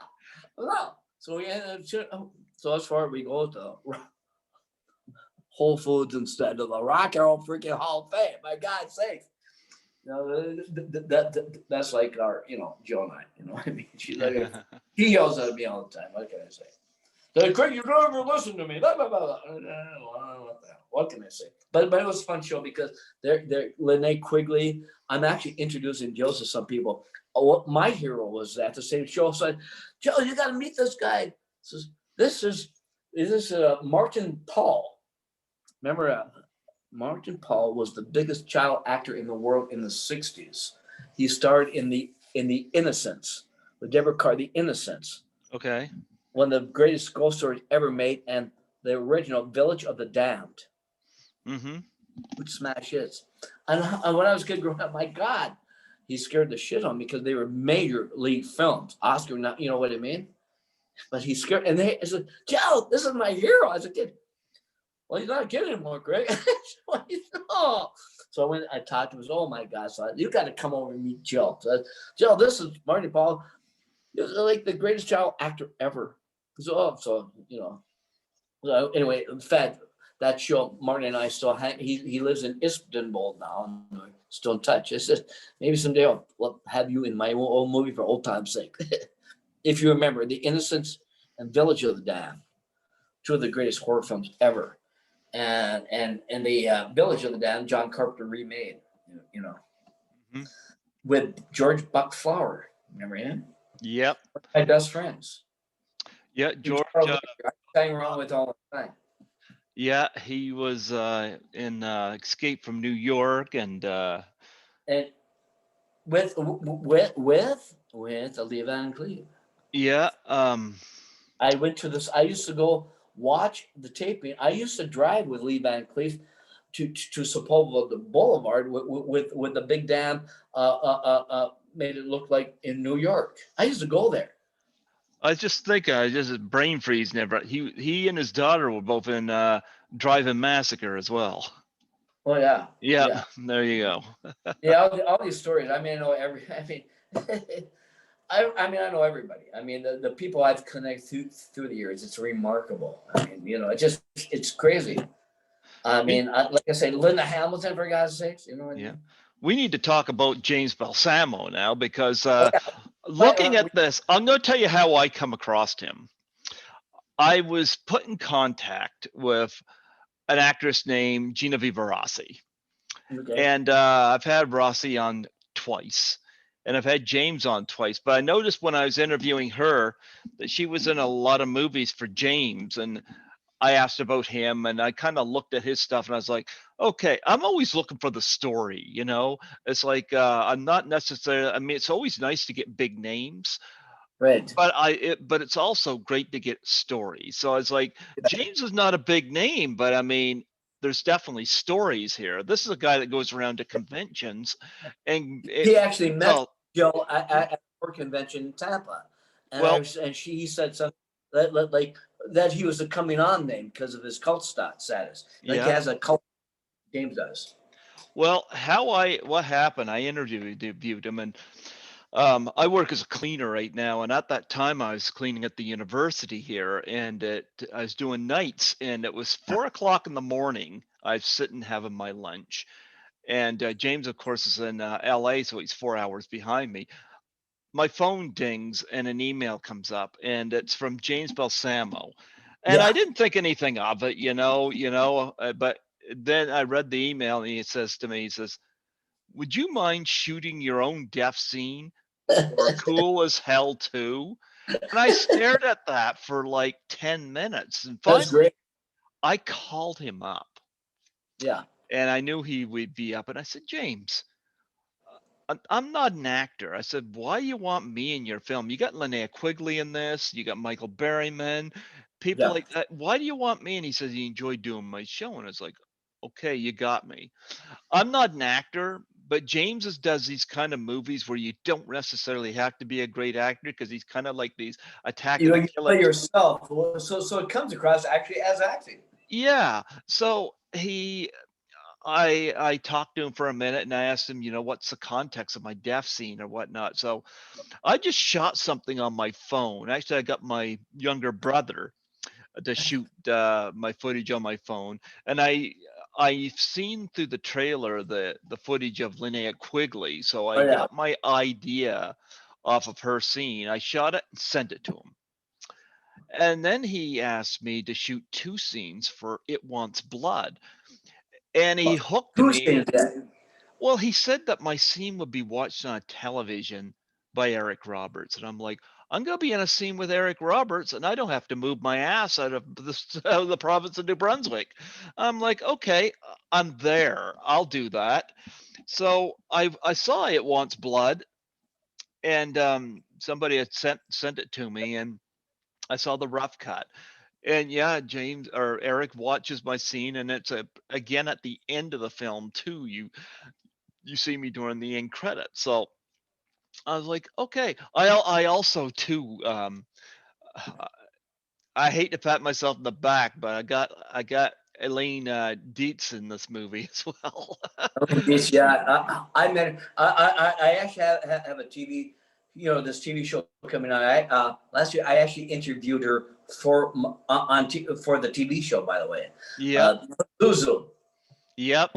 I've had her on the show, but I was talking about It Wants Blood, and she sends me a message, says, I'd like to be part of your film. And I said, well, it's not my film, but I'll send you off to James Balsamo. Yeah, And I was like, nice. I was like, I got Pazuzu in the James Balsamo movie. And of course, she's much more of a valuable performer than I am, but I'm thrilled to be in the movie. I gotta say thanks to James Balsamo that I'm uh, in these movies with all of these interesting friggin' people, like yeah. Elaine and yourself and Linnea. But then, he's got me in Catch of the Day 2, which Which I yeah, which I'm in. I'm In the jail cell my character is still the same name oh yeah, it's Rock McQueen. yeah. Well, I'm like thrilled. I'm in a movie with Jake the Snake Roberts. I'm like, yay. Yeah, that was And cool. Well, I mean, I kind of, to me, actually do the scene directly with him. It was pretty cool. Directly with him, wasn't bad. you met Jake? No, no, no. I mean with Eric Roberts. I Oh, mean, Eric Roberts, okay. but Now but you know, he's Jake. got Jake the Snake Roberts. Oh yeah, no. Okay. Now the ones I haven't seen, I sent him clips of me for Hollywood Werewolf, Killer Waves 2. I'm also Which I'm into, and he's also got me in line Par- producer. Nightmare Party Twerk of Terror, which I signed on for just because of the title. Now he doesn't have that listed here, but he is going to do it, and I love the poster for it. He's got me for It Wants Blood 2, which no, it's I spill your I guts. tell you, Excuse yeah. me. Is Which it no? Yeah, yeah. I was just talking. So for and he's got example, me in Balsamo Beach and Bite yeah. School 2. No, so this summer he's really trying to get out. This summer is It Wants Blood, Mm-hmm. Bite School 2, Uh-huh. and Balsamo Beach for this coming summer. He's trying to get. I mean, all three of them Mm-hmm. But this coming year. He needs to get them on Blu-ray. I like getting my stuff on Blu-ray. Well, yeah, and the film. I mean, that's why I mean it's so cool because the other film. I mean, I'm very proud of this one. Obviously, We're going to talk about that momentarily. Yeah. I mean, it's incredible. This is, I mean, to create this freaking film, and it's erupted. I mean, talking about, I mean, just bring up because of the Blu-ray that came out June 1st, VOD, and then the Dustin Ferguson, myself, we're on this big TV show, thing, talking about it, and now, and it was so incredible that not too long, just this month alone, to come out a brand new Blu-ray is incredible. Come out such short time after, and there's a disc set. One shows me and Dustin, on this TV show, which is pretty cool. But things like that just doesn't happen overnight. To get a Blu-ray, literally 8 months after it was the original release, is pretty incredible. Yes, You know what? I'm looking at Angry Asian Murder Hornets. I did not really. You got Julianne Prescott in that. Yeah, that's pretty cool. Yeah. Yeah. Oh Okay. yeah. I mean, not really. I mean, it was an incredible film when you think about it. And it was all based on. I mean, really, it turned out to be art and imitated life.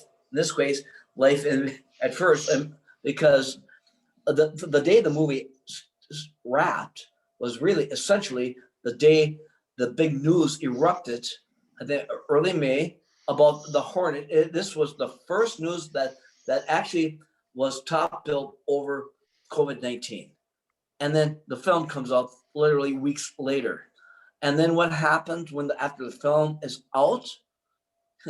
I read in the paper, and this big thing came out about this beehive owner, Washington or somewhere, goes down to his beehive to check on the bees for honeybees, and they're all slaughtered, all dead by the murdered hornets. That's no lie. So in this case, I'm kind of proud to say art imitated life. You know what I mean? Really. So the attention we've been getting on this film has been incredible. You're now on Blu-ray. Yeah, and I'm gonna tell. I don't know whether you'll like this or not, but Some of the reviews, good, bad. well, here's the thing. but in this case, a bad review is a good review in this The case. cinema snob who I've had on the show, I just watched his top 10 worst films I of know. 2020, and your film was number one. Yeah, but he said he still recommends people watch it. Yeah. I know it's true. I mean, we got other reviews. I mean, hell, I made the damn film, and this one review just recently came out. Says you got to see this film. You just got to see this is film that I had to see, and I recommend it. It's just told it's out there. So anyway, it's kind of cool. I mean the one and it's also by the you got to say it. It's also by it's by Craig Muckler, Microwave Massacre. You got to see it. You know, so it's kind of cool in a way. you know what I mean? Yep. Hell, it was shot in mere weeks, right? Yep. What can I say? But also Justin Ferguson is great at getting. I mean, these are some cool effects. I mean, so some of these Hornets effects were pretty cool, and then decided to go for it. You don't know what if there's that size or as big as Godzilla, right? Mm-hmm. Or Mothra, I should say. Remember Mothra? Yes, I do. Okay. So I find that one thing that made Angry Asian Murder Hornets stand out, I think it did the same thing as Attack of the Killer Tomatoes. It had a great title. Yeah. And I think that is one thing that's helped it. Oh yeah, and well, yeah, it's a great one. And what I love is that from the creators of 5G Zombies and Microwave Massacre, so gives us both attention. I mean, Justin Ferguson is out there filmmaker too, kind of like James, and he makes 100 films already, but very quick, sassy, but memorable, if you know what I mean, in a weird sort of way. So I'm really glad. I was I was the producer of this, but also, like I said, in his big documentary that he directed, Sticky Floors, Stale Popcorn. So and then the third film I'm involved in is crazy. There's more. I didn't have as much to say, but just use my name and get some few people. But I didn't have so much to do. But I'm still Arachnado. Yes, I'm just looking at that right now. You got Brink Stevens and Julian Prescott, who I just mentioned in this. Yeah. Oh yeah. Yeah. Brink Stevens again. So I mean, she pops up in. It's so cool. I met her in 1982, and now. The same year she did Slumber Party Massacre. Yeah. Some part of America. I mean, right? It's just a crazy film, obviously. But it's a total spinoff, as you know, Sharknado. And Dustin's good at that stuff. So he said, Craig, you have to get involved in this one too. I mean, after you know what I mean. I wasn't sure it was, but we had fun on the promotion of Angry Asian Murder. So why not? Might as well get my name involved in this thing. Arachnado, you know what I mean? So let's talk about Mark and Clark. Well, Mark and Clark, involved. I mean, this is my mentor still, right? Yeah. I mean, read it, right? I mean, James Bell says you got to do it. So we shot Mark and Clark. We discovered this in this. We are essentially co-stars in Mind Mentor still, right? Bob Uh-huh. Cummings, my co-host on my TV show, and we established in some of these other films, Mark and Clark. I'm Mark Shabbat's, and I'm an expert on ancient Mayan lore. I'm an expert on all these monsters that come, through the winged serpent of the ancient Aztec times. I Mm-hmm. mean, like in Bite School too. I'm also the expert. These mad dogs come from under, through the dimension from the ancient Mayan cave of the ancient winged serpent, and Uh-huh. I'm like I have this telekinesis. I'm right there with the winged serpent, everything that happens. So I'm like the whisperer. I'm like the bat whisperer. I can control them. The bats of the ancient Mayan lord, the snakes. So for example, in Mind Melter still, we show up 3 different segments, and Bob Cummings is I'm Mark Shabbat. He's Clark, like Lewis and Clark. You know, Yep. Lewis and Clark. Yep. Lewis Clark. And so he's always interviewing me about the Asian stuff. But I always have, like, in the films, the actual thing, like a giant bat, mad dogs, Uh-huh. tarantulas, but I control them. I can control them. So, they're my buddies. But so we establish in this our characters, but now, so anyway, James said, let's just do the film. So he and I, a co-producer, we raised so both of us raised the funds for this film. We were probably 30-40% done of the movie now, but we'll shoot the rest of it, Mark and Clark, when things open up in LA. Yeah. We already shot Eric Roberts, Elijah Roberts, and I mean, it's crazy. I mean, they're the head of the National Guard and the mayor. They call Mark and Clark to help save the day in LA because we're monster fighter killers, right? Mm-hmm. And so that's what we do. And now establish, and we can go all over the world. The film is called Mark and Clark World Adventurers. We go wherever we're needed to stop a monster. Doesn't matter what.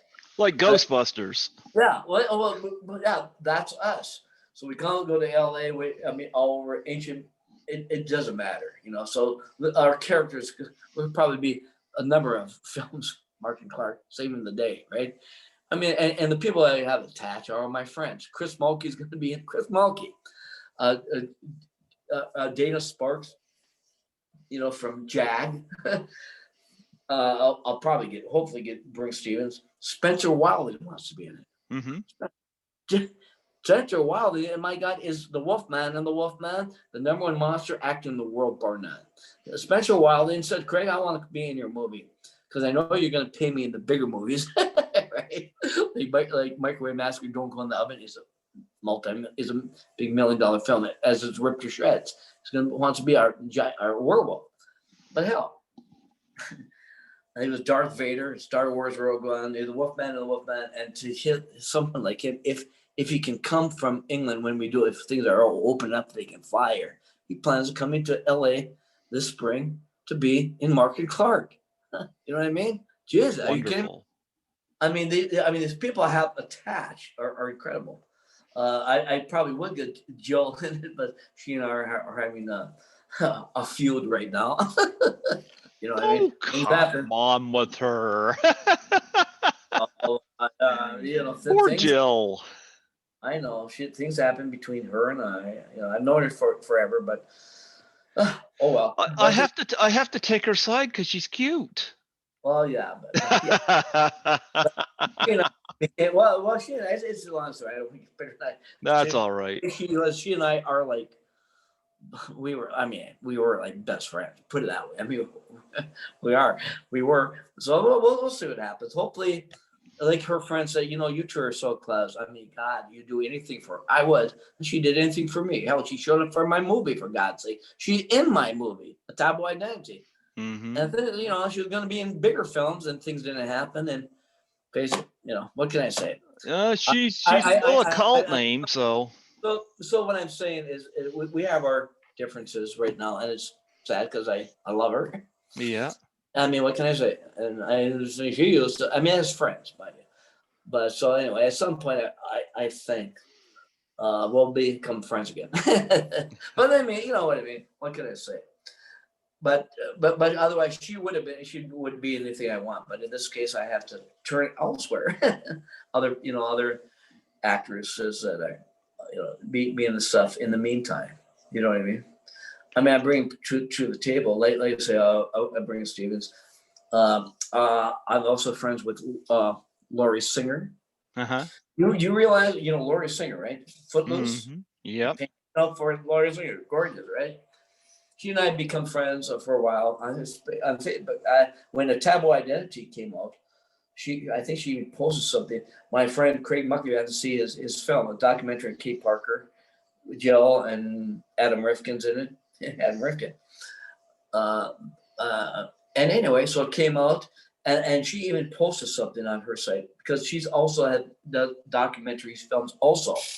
Now this is so cool because we're doing another follow-up to Taboo Identity documentary. I'm hoping maybe get her involved as an interviewer now. Mm-hmm. And it was so cool when a few months ago, she contacts me, says, Craig, I'm proud of you. I'm really proud of you. I can't believe it. When Hollywood was closed down, you were making movies. And they're getting released. I mean, I did. I mean, really. Mind Melters 2, all these other James Balsamo's movies. I mean, you kidding me? Most talked about film of the year, Arachne, the Hornets film. She says, Craig, I hope you're taking behind the scenes stuff of what you did. Because it was incredible. When Hollywood is shut down, low budget or not, you actually made films. Yep. Which we did. We did. And no one got sick. No one got COVID. No one. We always played things safe, no matter. But you know how cool that is when I get a email from her saying that she's proud of me, Laurie Singer. Yeah. That's really bad. I mean, and what and now it's only 1 degree of separation to Kevin Bacon, right? Yeah, you know what I mean. Yeah, I need to ask you about the convention scenes because I just started. I've done 3 horror-ramas. Really? And 1 Toronto Comic Con, but this is something I always ask. Well, in fact, as you know, so be sure and suggest the Muse meal, okay? The ones you go to, all right? Tell you what. Well, I need to ask, what is the strangest, most unique thing you've ever been asked to sign? Oh man, I mean, I've been to probably 12 of these things.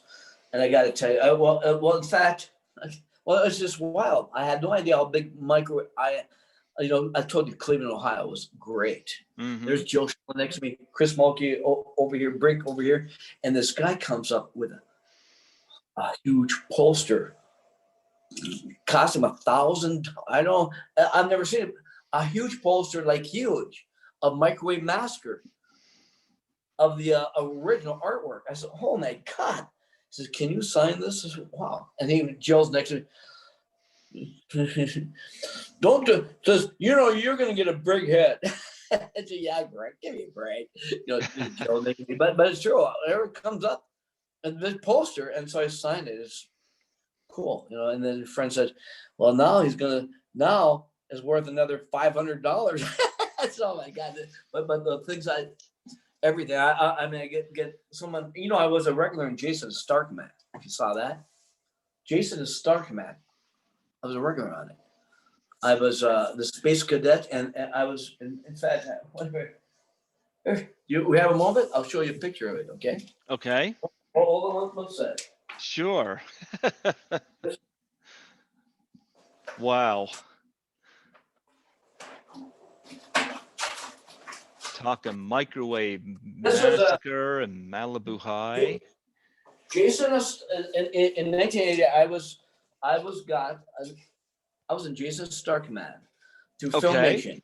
First 2 years, it was the number one morning show on CBS every Saturday through Mm-hmm. Filmation Studios. In fact, uh, look at this. Look who was in the first year. Scotty, what's it of Star Trek. There you go. And then I was on the second year as two characters. So I was in this movie getting paid to be in this freaking at Filmation Studios, a science fiction Saturday morning show. So I was I was the spaghetti monster, and I was at the council. You know who was the head of the council? Who I was at his side all the time? Sid Haig. Oh, we just lost him too. Sid Haig. Yeah. I mean, the funniest guy in the planet. So anyway, here's a scene that I'm standing, but then I was also a space cadet. Craig Littler and all these cool people, and there I am. There I am. Jason of Star Command. And you know how cool that was? Every Saturday morning, I get my nephew calling. I catch it. All my friends are coming over watching on TV right now.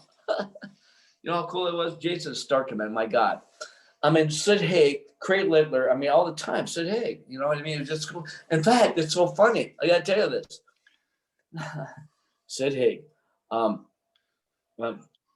Remember the, there was a film, the adult film star. What's her name? Blonde. Tracy Lords? No, the blonde. Well, she was huge name, and she was in the Rob Zombie movies, including the Devil's Rejects. God, my mind's going. It's not Sherry. It's not Sherry Moon. No, she was bigger. She was major. She was big time. She was right there with Kate I don't Parker. know. I don't know. And anyway, she was in the Devil's Rejects. God, if I remember her name. Oh man, it will probably come. But anyway, she's at a horror convention talking about weird stuff. I go to this table and there she is. God, Ginger Lynn. Ginger Lynn. Okay. Ginger Lynn. I know that. I know that name. Yep. And she was in a movie with who's today. So I go over to the side. I'm Craig Muckler. I was because funny. I don't know too many people know this, but in the 80s, I went under another name. I wrote under the name. That's Rock McQueen. Remember the movie Boogie Nights? Mm-hmm. Remember Boogie Nights? Oh, I love Boogie Nights. The Hal Freeman character. Guess what?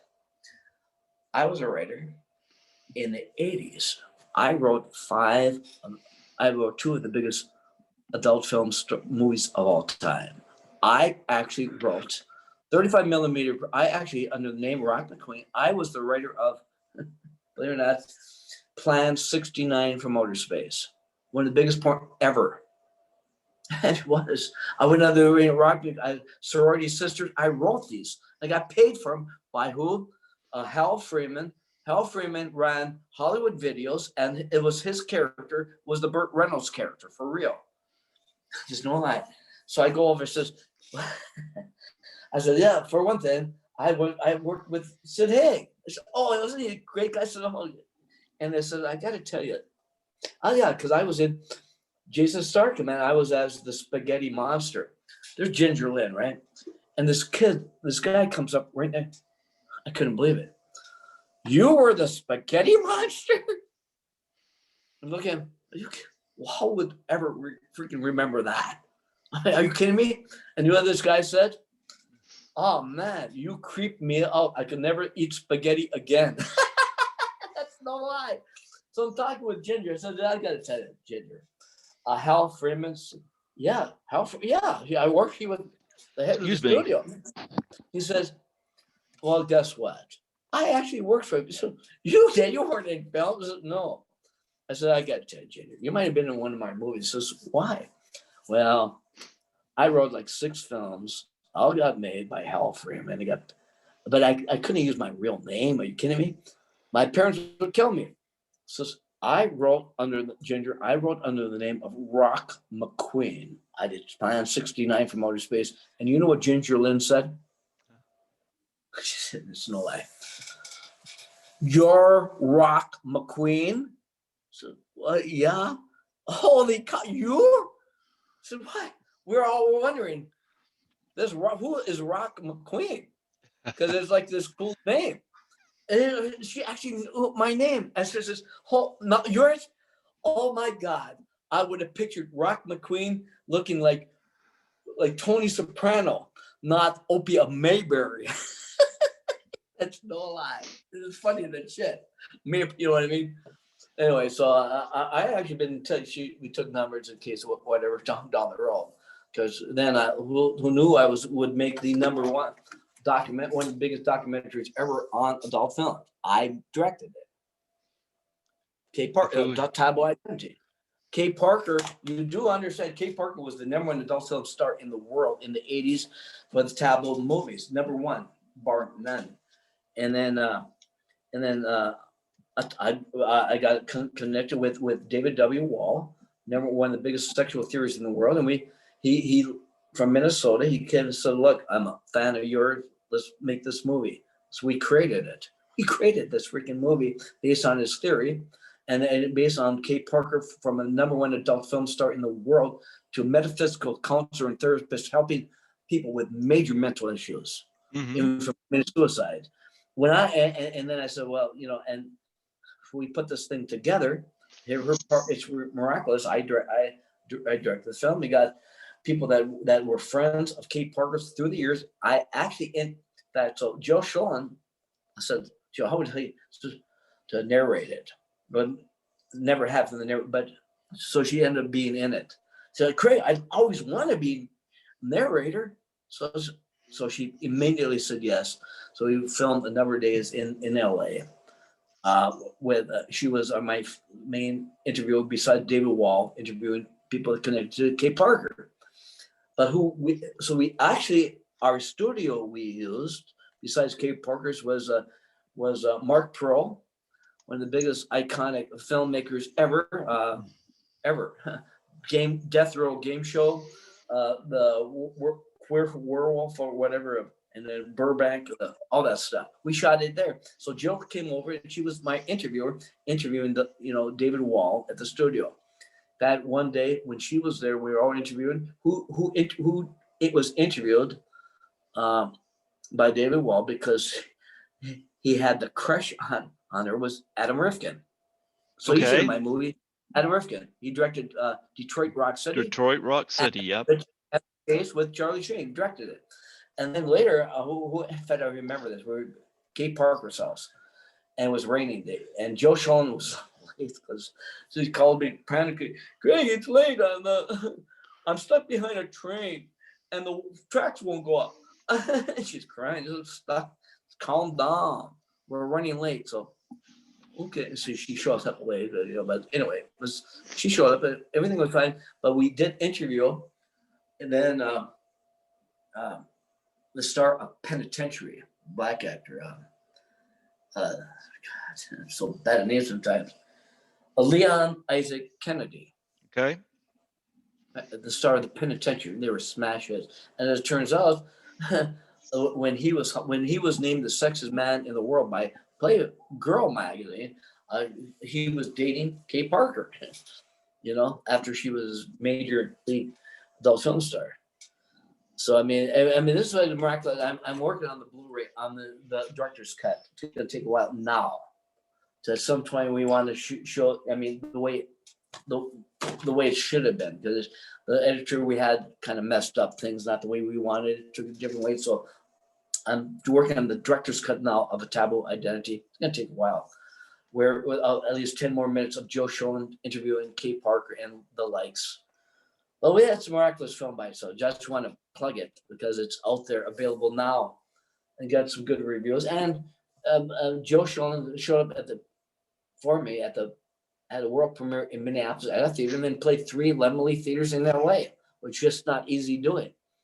but I got it there. And the Tabloid Identity at the Lemley Beverly Hills Adult Fine Arts Theater, the North Hollywood Theater in North Hollywood, and the Pasadena 7. So kind of cool. Just 2.5 years ago, having a movie play theaters, the Lemley theaters yet, You like directing documentaries? Because I noticed you got 2 under your credit here on IMDb. Well, the other one we're working on is speaking through the silence. David W. Wall, he's a top sexual theorist. Period. Main scholar. And that's going to entail everything from his theory from why people are sexually oriented the way they are, to prostitution, to human trafficking, even. You know what I mean? And in fact, Lori Singer she said she would be interested to get involved in that. This is one I was hoping. Jill was originally going to, but she and I are odds at each other. So we're not going to happen. But Lori Singer would be, really wants. She loves the concept of it anyway. Lori does. So we'll see. Do you have any charities that you're involved in that you want to promote on here? Well, I actually an actress friend of mine who also is involved with James and myself. I met, in fact, put it this way. I think I met acting class. I met in 1985 was this Tony Jean Bois Acting for Life class, and they had a play called Pepper Street. Ran 6 years, and I had them promote on my TV show. That's how I met Joe Sholin. But through the course of 6 years, they had all their class members in their musical. Everything after Joe was including Pam McClay, who I'm working with now, and Lisa Conrad later. And now Lisa, when I reconnected to class like 8 years ago, there was Jill and all these other people. So I reconnected with class now. So now I want to. Tony Boa ran the class. She died a few years ago. Cancer. She said, "Look, Craig, I met you in 1984. So I love you. Help me with a TV show years ago. So why don't you use class members when you can in your productions?" So Lisa Conrad, I'm using her. I got her. She's my co-producer with James Bassama and myself and Mark and Clark. And she's also in a new Alien movie that James put her in.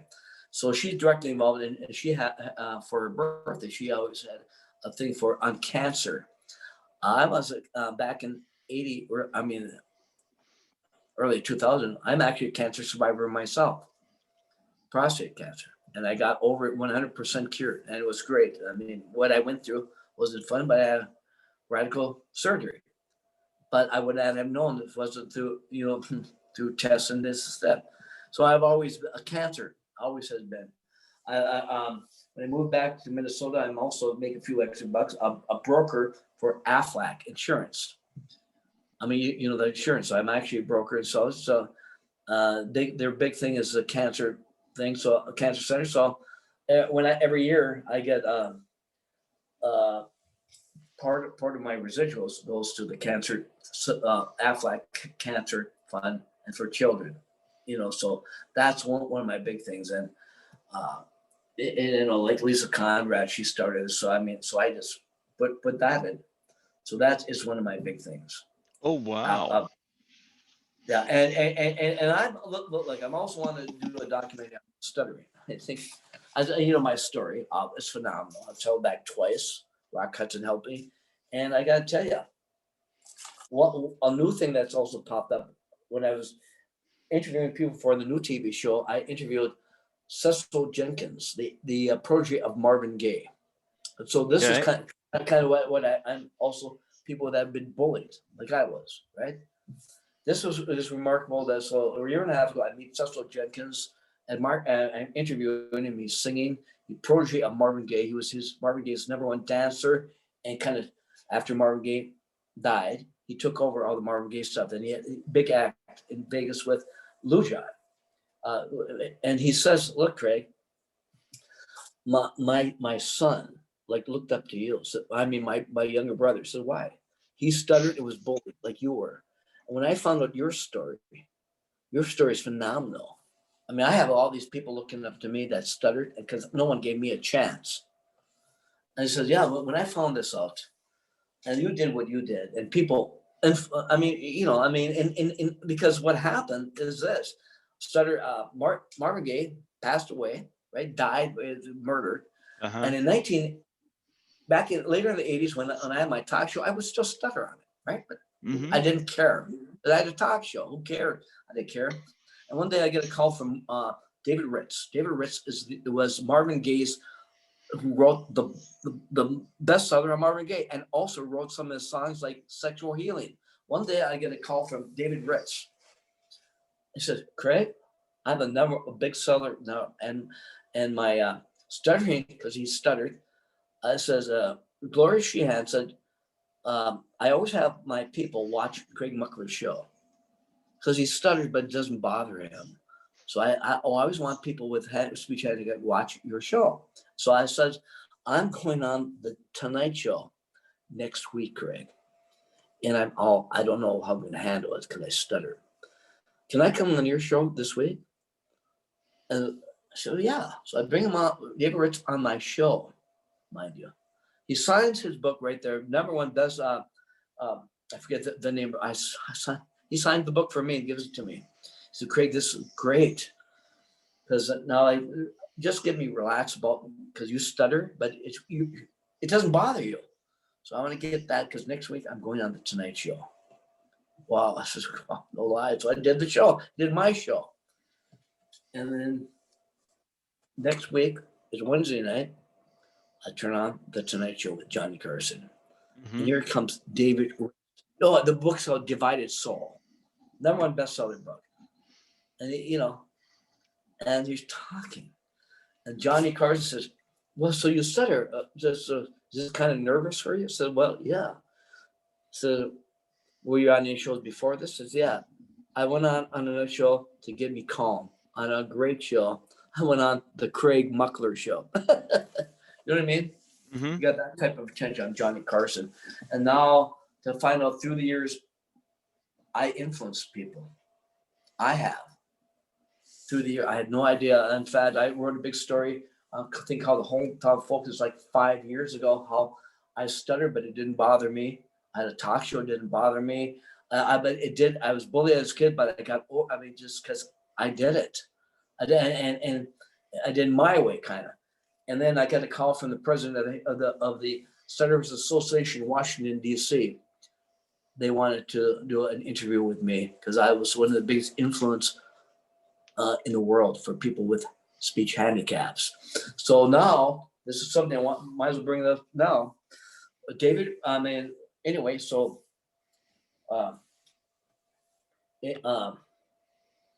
so now after meeting with with Lou John and Cecil Jenkins, Major League, he says, Craig, I have all the rights for My Way, the Frank Sinatra song. I'm recording things now, and we're going to be recording these 7 new songs and turning it into a major event. I was shooting in Vegas, major event, and it's about this kid, stuttered, was bullied as a kid, and other people like him.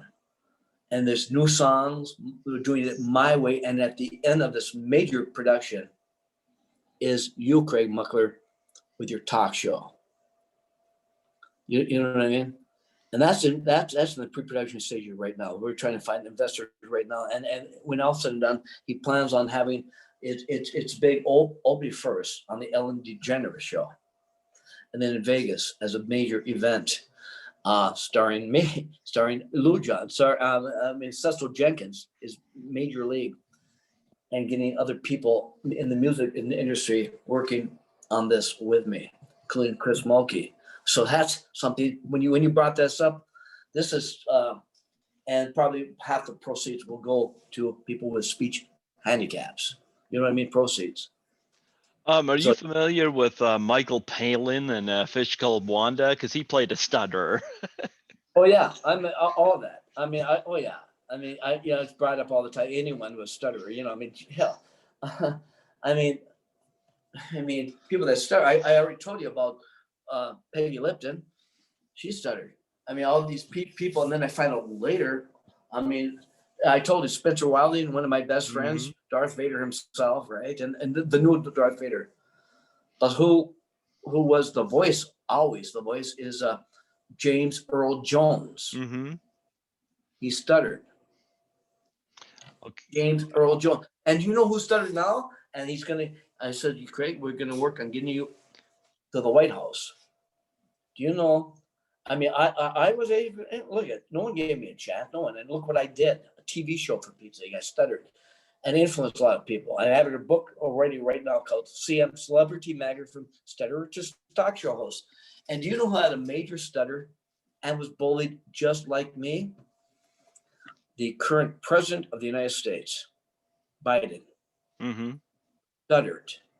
And people said, you know, when that connection says, you know, Craig, Cecil Jenkins says, you know what? We have some influence here. There's no reason why you can't go to the White House and meet Biden because you have this big thing in common. Look what you did. Look what he did. So when that be something to go to the White House later, you know what I mean? Yeah. Are you familiar with Drew Lynch? He's a I'm not stutterer. sure. He was a stutterer. He was in the movie Secret Santa for Adam Marcus. He was he was cast in that film. Adam Marcus cast him because, you know, not only did he have a stutter, but he wrote the character as a stutterer so they could use Lynch. Yeah. Wow. Yes. Yeah. I mean, so different people. The one person that always did stutter, that couldn't really control was on the Tonight Show all the time was Mel Tillis, of course, the country record star. You know what I mean? Yep. Oh yeah. I mean, so yeah, it's pretty crazy. Wow. But it was actually that was my silver lining. You know what? Oh, I've got to tell you this. I told you about Rock Hudson, right? At age 13, I'm there at Rock Hudson's house. I told him I'm going to be movies just like you, because I won't stutter. He said, you will. My movie, oh God, it's incredible. My movie, Microwave Massacre, finally came out 1984. I went to Rock Hudson's house. He's like family. I went to this house. And he's still big. I mean, McMillan wife, all this stuff. I mean, hell, he's still a huge star. I mean, he did die of AIDS, 1986. And actually in that, and him dying of AIDS actually got more attention for research in AIDS than ever before, 200% because of his passing through Elizabeth Taylor, started the AIDS Foundation. So guess what? 1984, my movie's out, Microwave, I go up and I'm having drinks at his house. I mean, in the same living room where I had, where my family was when I was 12 years old, right? And I said, right, I bring out a copy, a VHS copy of Microwave Massacre. And Billy said, Rock, and this is something, Rock Hudson usually signs autographs to everyone. He's Rock Hudson, right? Biggest star. And I signed an autograph to Rock Hudson from Craig Muckler. And I said, Rock, you and your mother, Kay Olsen, your mom influenced me, as you know. So I said, this is for you, Rock. And I said, if it wasn't for you and your mom, this would never have been made. And guess what? Guess what? One of the biggest superstar in the world, star giants, all these action films, cried. You know what I mean? He cried. I mean, if it wasn't for my stutter, I mean, I who knows? I probably wouldn't even thought about moving out to being involved in movies, period. Held back twice, ended up graduating at the University of Minnesota at the double degree with a B+ average. You know what I mean? And stuff like Rock Hudson and sure people in my life. And if it wasn't for my stuttering, being bullied as kid, I probably wouldn't have done it, any of this. So yeah, the cancer side, but anything causes with people with impediments like that. Well, you know what? I am involved. Like I go to Horrorama a lot, and you and I have spoke on the phone about Chris Alexander, who runs Yeah, I know. Horrorama. So, Yeah, I did know that. See, and you know, 3 years ago, Lindsay Schmitz is a friend of mine. He had an office right here. I was in Charles Band's office, and Lindsay Schmitz says he said, I talked to Chris Alexander. I'm going to write the story on you. So Lindsay Schmitz is also just directed a film for Charles Band, right, just now, and one of his top editors.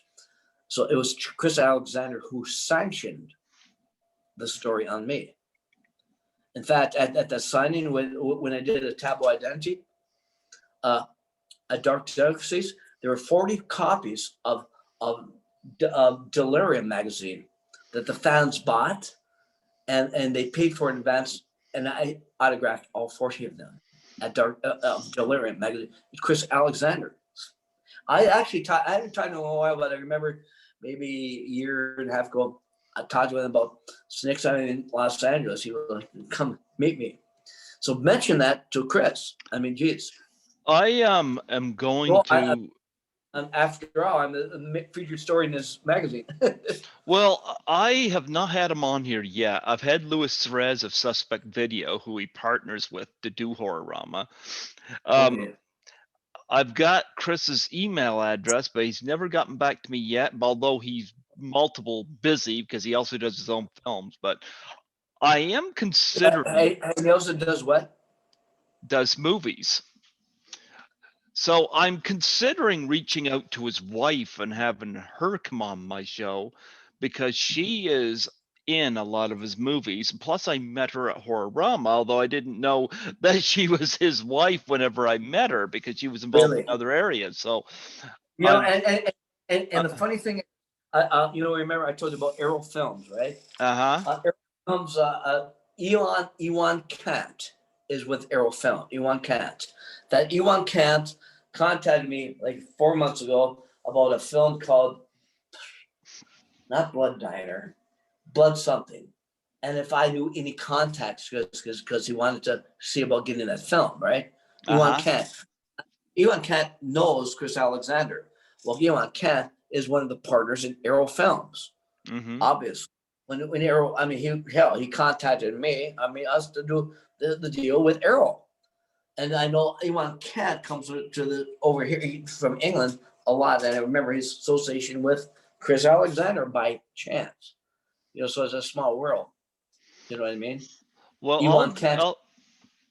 I'll give Chris your number and email Do that if you whenever I get the chance. I'm hopefully this year I can get him on the show. Yeah, and do me a favor, and you have the stuff. Say I have two major cult films out, new ones. My Mhm. Mentors too, and of course, Angry Asian Murder Hornet. It's my movie, getting major attention. Yeah. So you know, that's what I think I will do. I will try to put you in touch with him, yeah, and that'd be great. he When is I and when is that? Horrorama this year is being scheduled for October 2nd and 3rd. Yeah, Knock on woods, fingers crossed that we. yeah, I know with this Yeah. COVID crap. Oh Yeah, frig, I I'm mean, so yeah, tired of COVID. and that's in Toronto.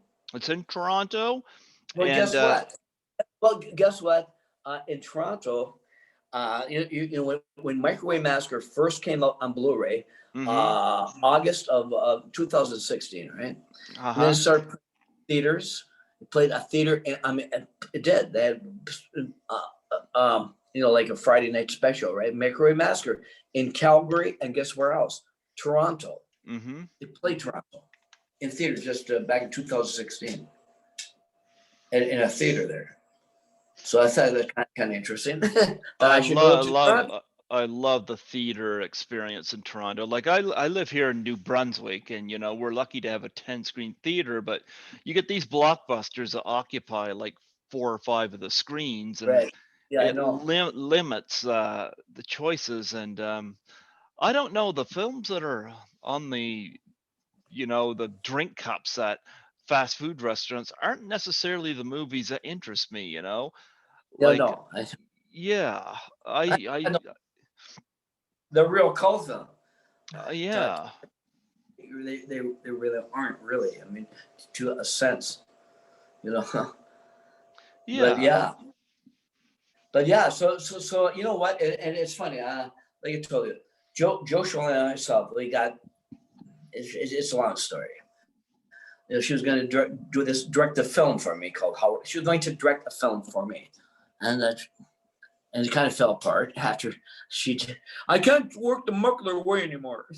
But anyway, that being said, uh, things happen, and she was at a show like a year and a half ago in Tampa Bay. And who's Uh-huh. at the show? James Balsamo.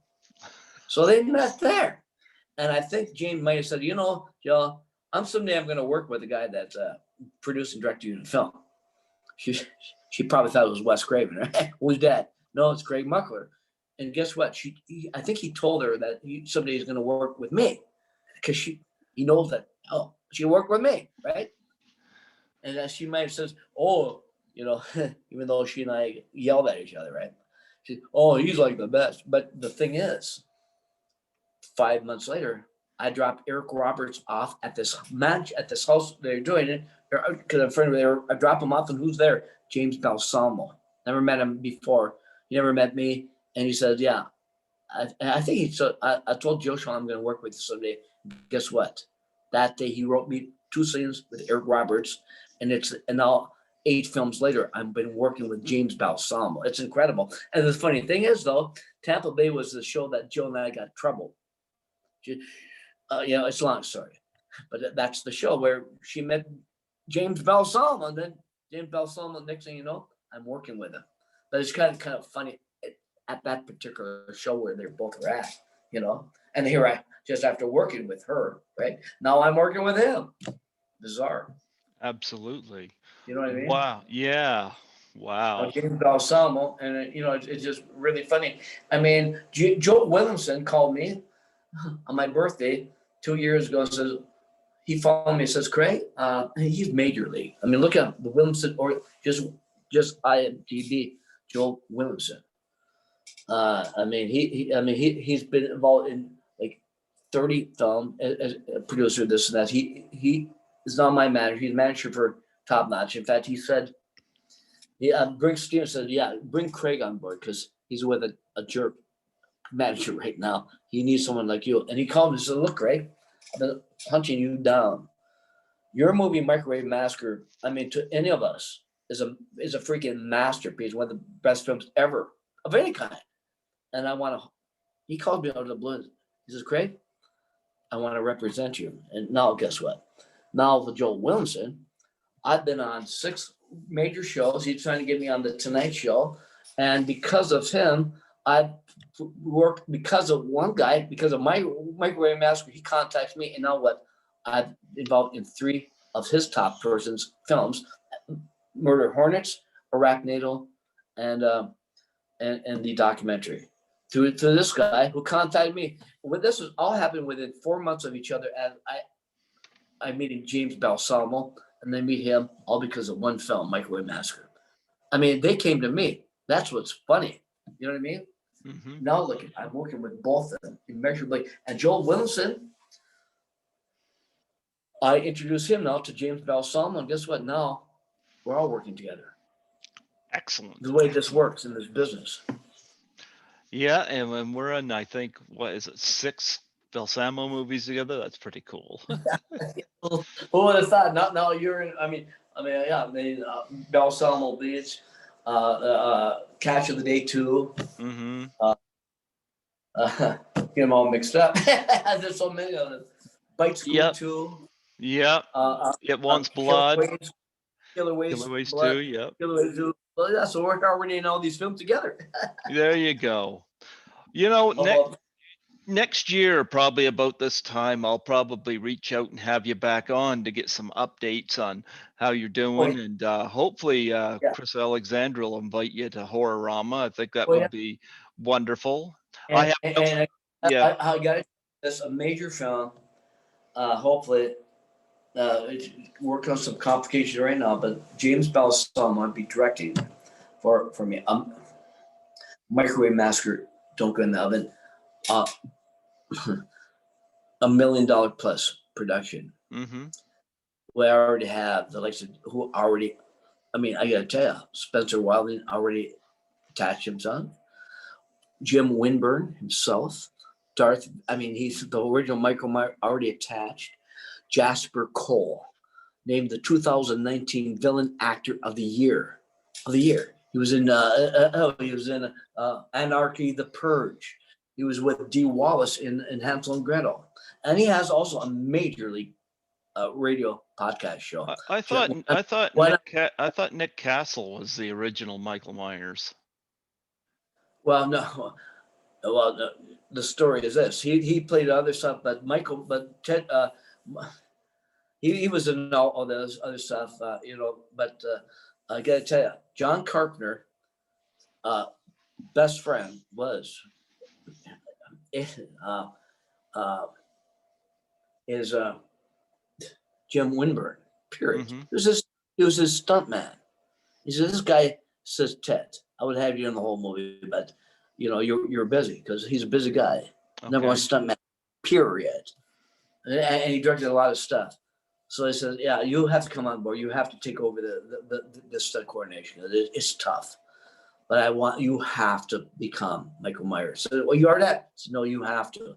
The biggest scenes of all, I need you because you're going to do the stunts, and that's him. Boom. That is Jim Winburn.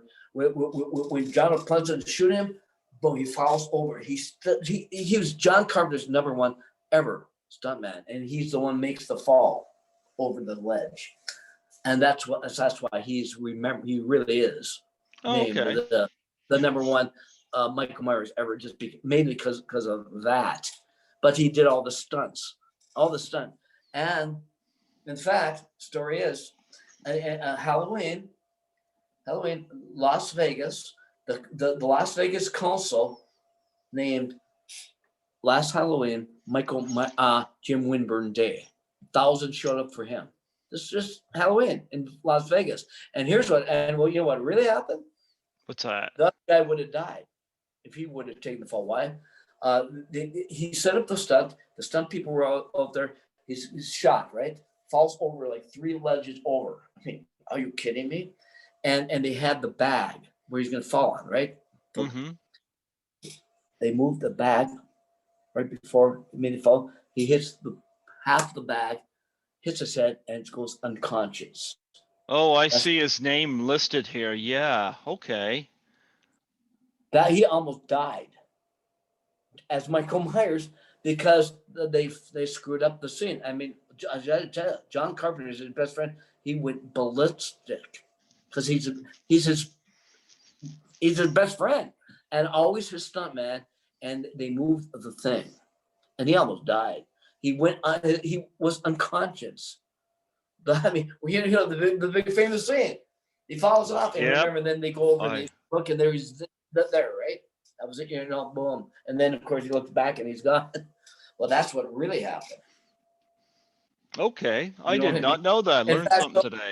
In fact, Jim Winburn and myself were at a big horror convention in Kentucky called Horror at the Plex. Chris Mulkey was there. Lou Pizarro was there. Also, and Eric Roberts was there, and that's how I met Jim Winburn there in big horror convention in Kentucky, which is kind of fun. Mm-hmm. Out of all the people you meet at these horror conventions.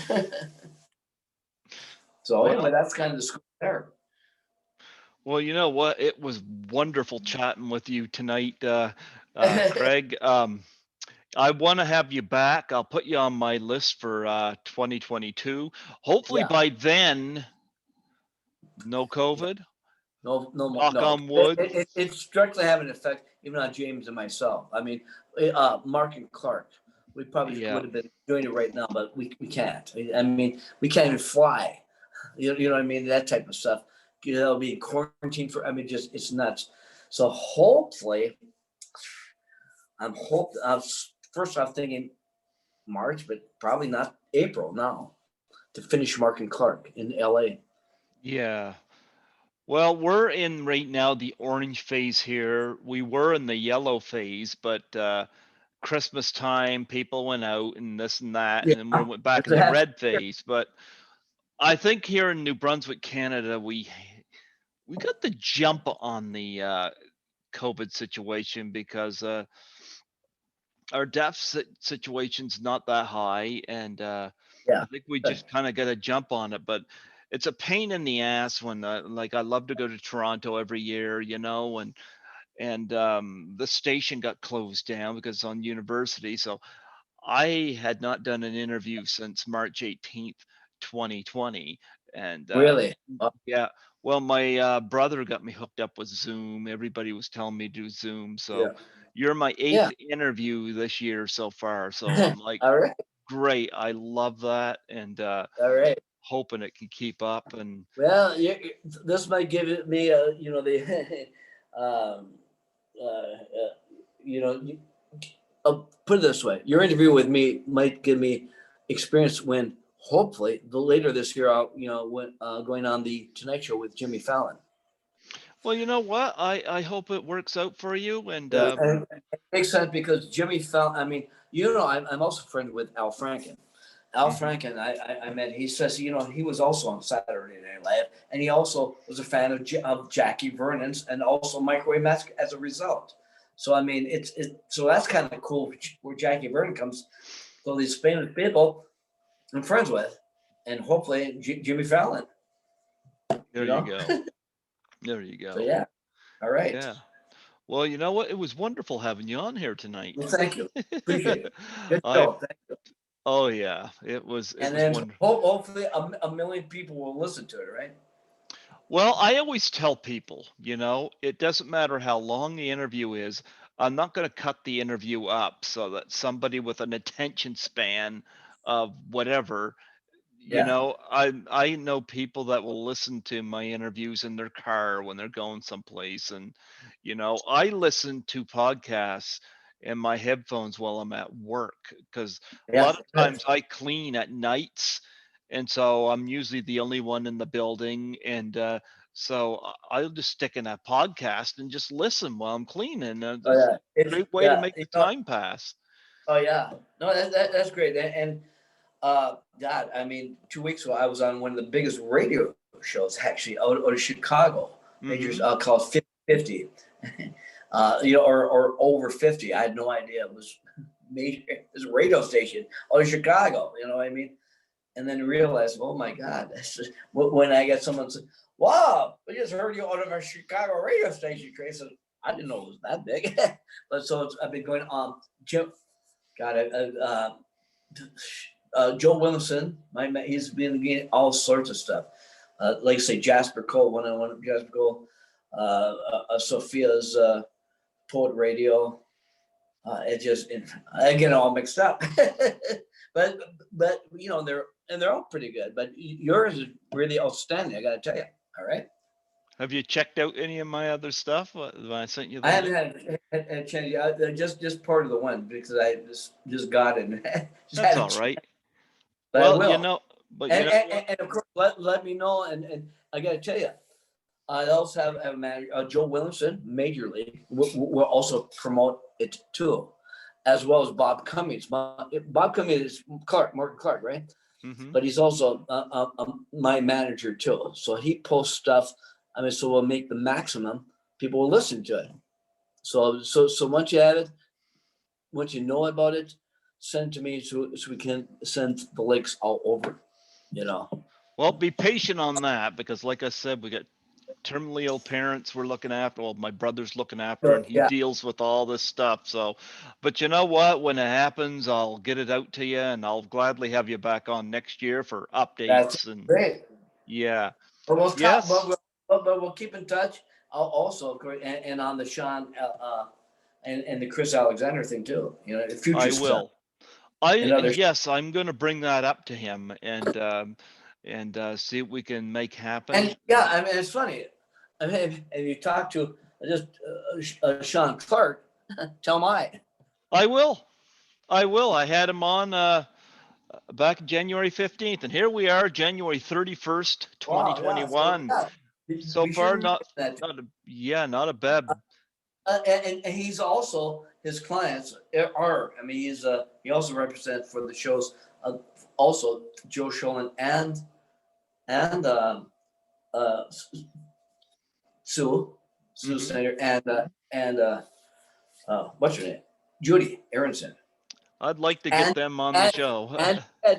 Ted White. I've had Ted White on a couple of times, but I haven't had any of those girls on yet, though. I'd like to. Yeah. Well, I tell you what, at some point, I'm sure Jill and I were really close. That we'll mend our ways, and she'll be my friend again, and then she'll come on your show, okay? Well, until then, I'm glad to have met you. Yeah, And likewise. yeah, and we're celebrating, of course, Microwave Massacre. And I got to check out Malibu High. I've not Oh seen yeah, it. yeah. I, It's I, on Blu-ray now through Vinegar Syndrome. well, you know what? I got to check that out because it sounds like it's right up my alley as well.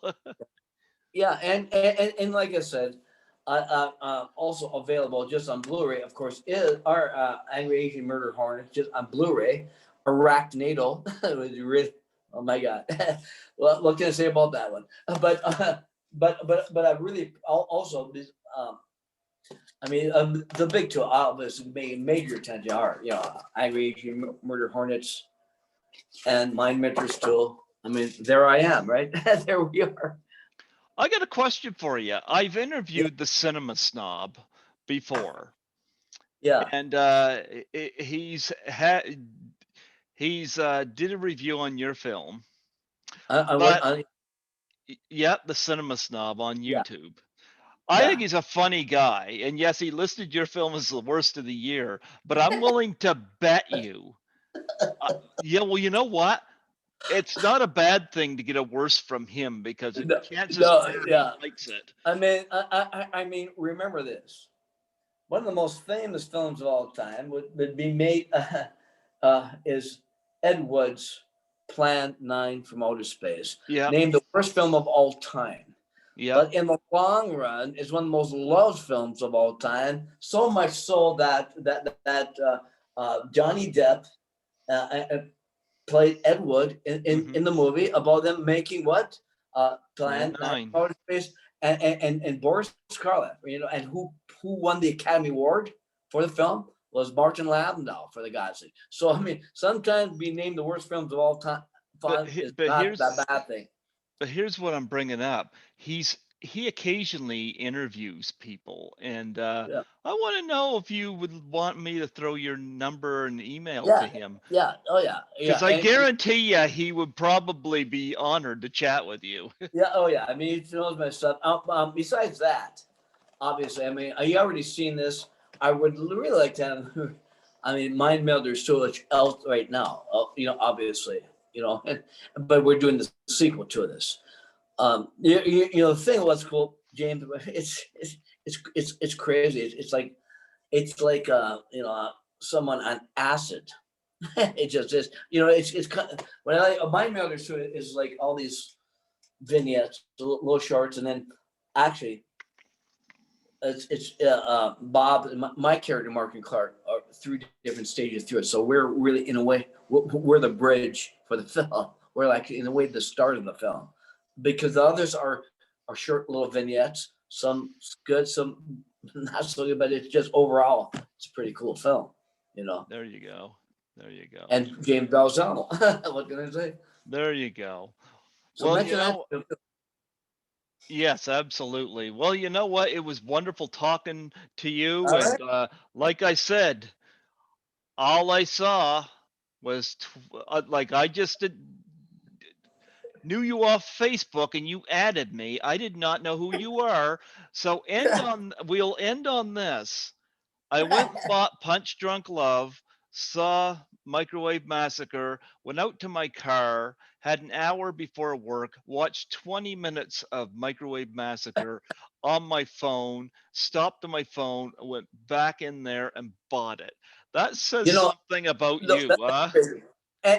And you want to know what's cool? Arrow Films released it, right? But think Yep. about it. Think about how many new films are not in videos and DVD stores, and you just found mine my film. It's still there, right? I Yeah. mean, think about it. You just bought it, right? Yeah. So it's still there and it's still being released. I mean, by a major company. I mean, Arrow Films. I mean, it's still you can still put even in Barnes and Noble. This is funny. Well, this quick, 2006 it came out. At Barnes and Noble at Barnes and Noble at the Mall of America, right? Major thing. And I go on there and I'm looking at this. And oh my God, there's Microwave Massacre Blu-ray. So I call Jill Sean because back when we used to call, I was Jill. Guess what? I'm in Barnes and Noble and Microwave Massacre. The Blu-ray is right here right now. And Jill, like, oh Craig, all the movies are in Barnes and Noble. and I said, well, I don't see one of Brad Pitt's or yours right here at all. Oh, Craig, stop it. And it's funny. She used to, they were into a movie together, right? But I said, I don't see any of yours right now. Just joking, though. Mm-hmm. but it was funny. There it is. And it's true. Barnes and Noble, I mean, they don't have every movie. They don't. They don't even have a lot of new movies. And mine just came out through Blu-ray, and mine was headlined with the top movies of right there at the time. I mean, you can't beat that. You know what I mean? Right there with like, whoever.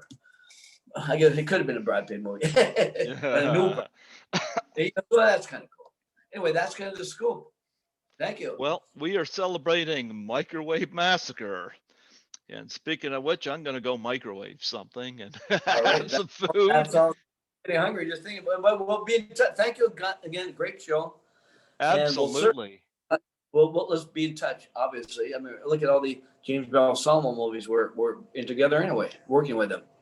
Well, I'll be reaching out to you again next year, and you never know, I might call you here and there this year just to see if you're still that sounds good. I'll provide you for some therapy for Jill. Yeah, well, I need some therapy. She needs some therapy too. She doesn't realize it, because you know what I mean. She thinks I need the therapy, but she might need a little therapy too, right? Well, but in the meantime, regardless, she can say what he wants, but regardless, we're both in the same movie together. Remember, A Taboo Identity, directed by me and Jill. And I gotta be upfront with you, everyone.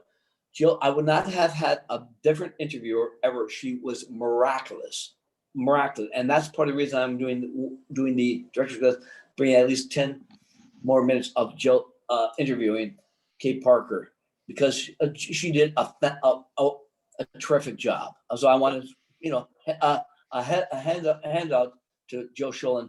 Wow, no one would have done a better job than she did. I want to just compliment her on that. Absolutely. All right. Okay. We'll be in touch. Have a wonderful night. You take care and stay safe. Too. All right. Thank you.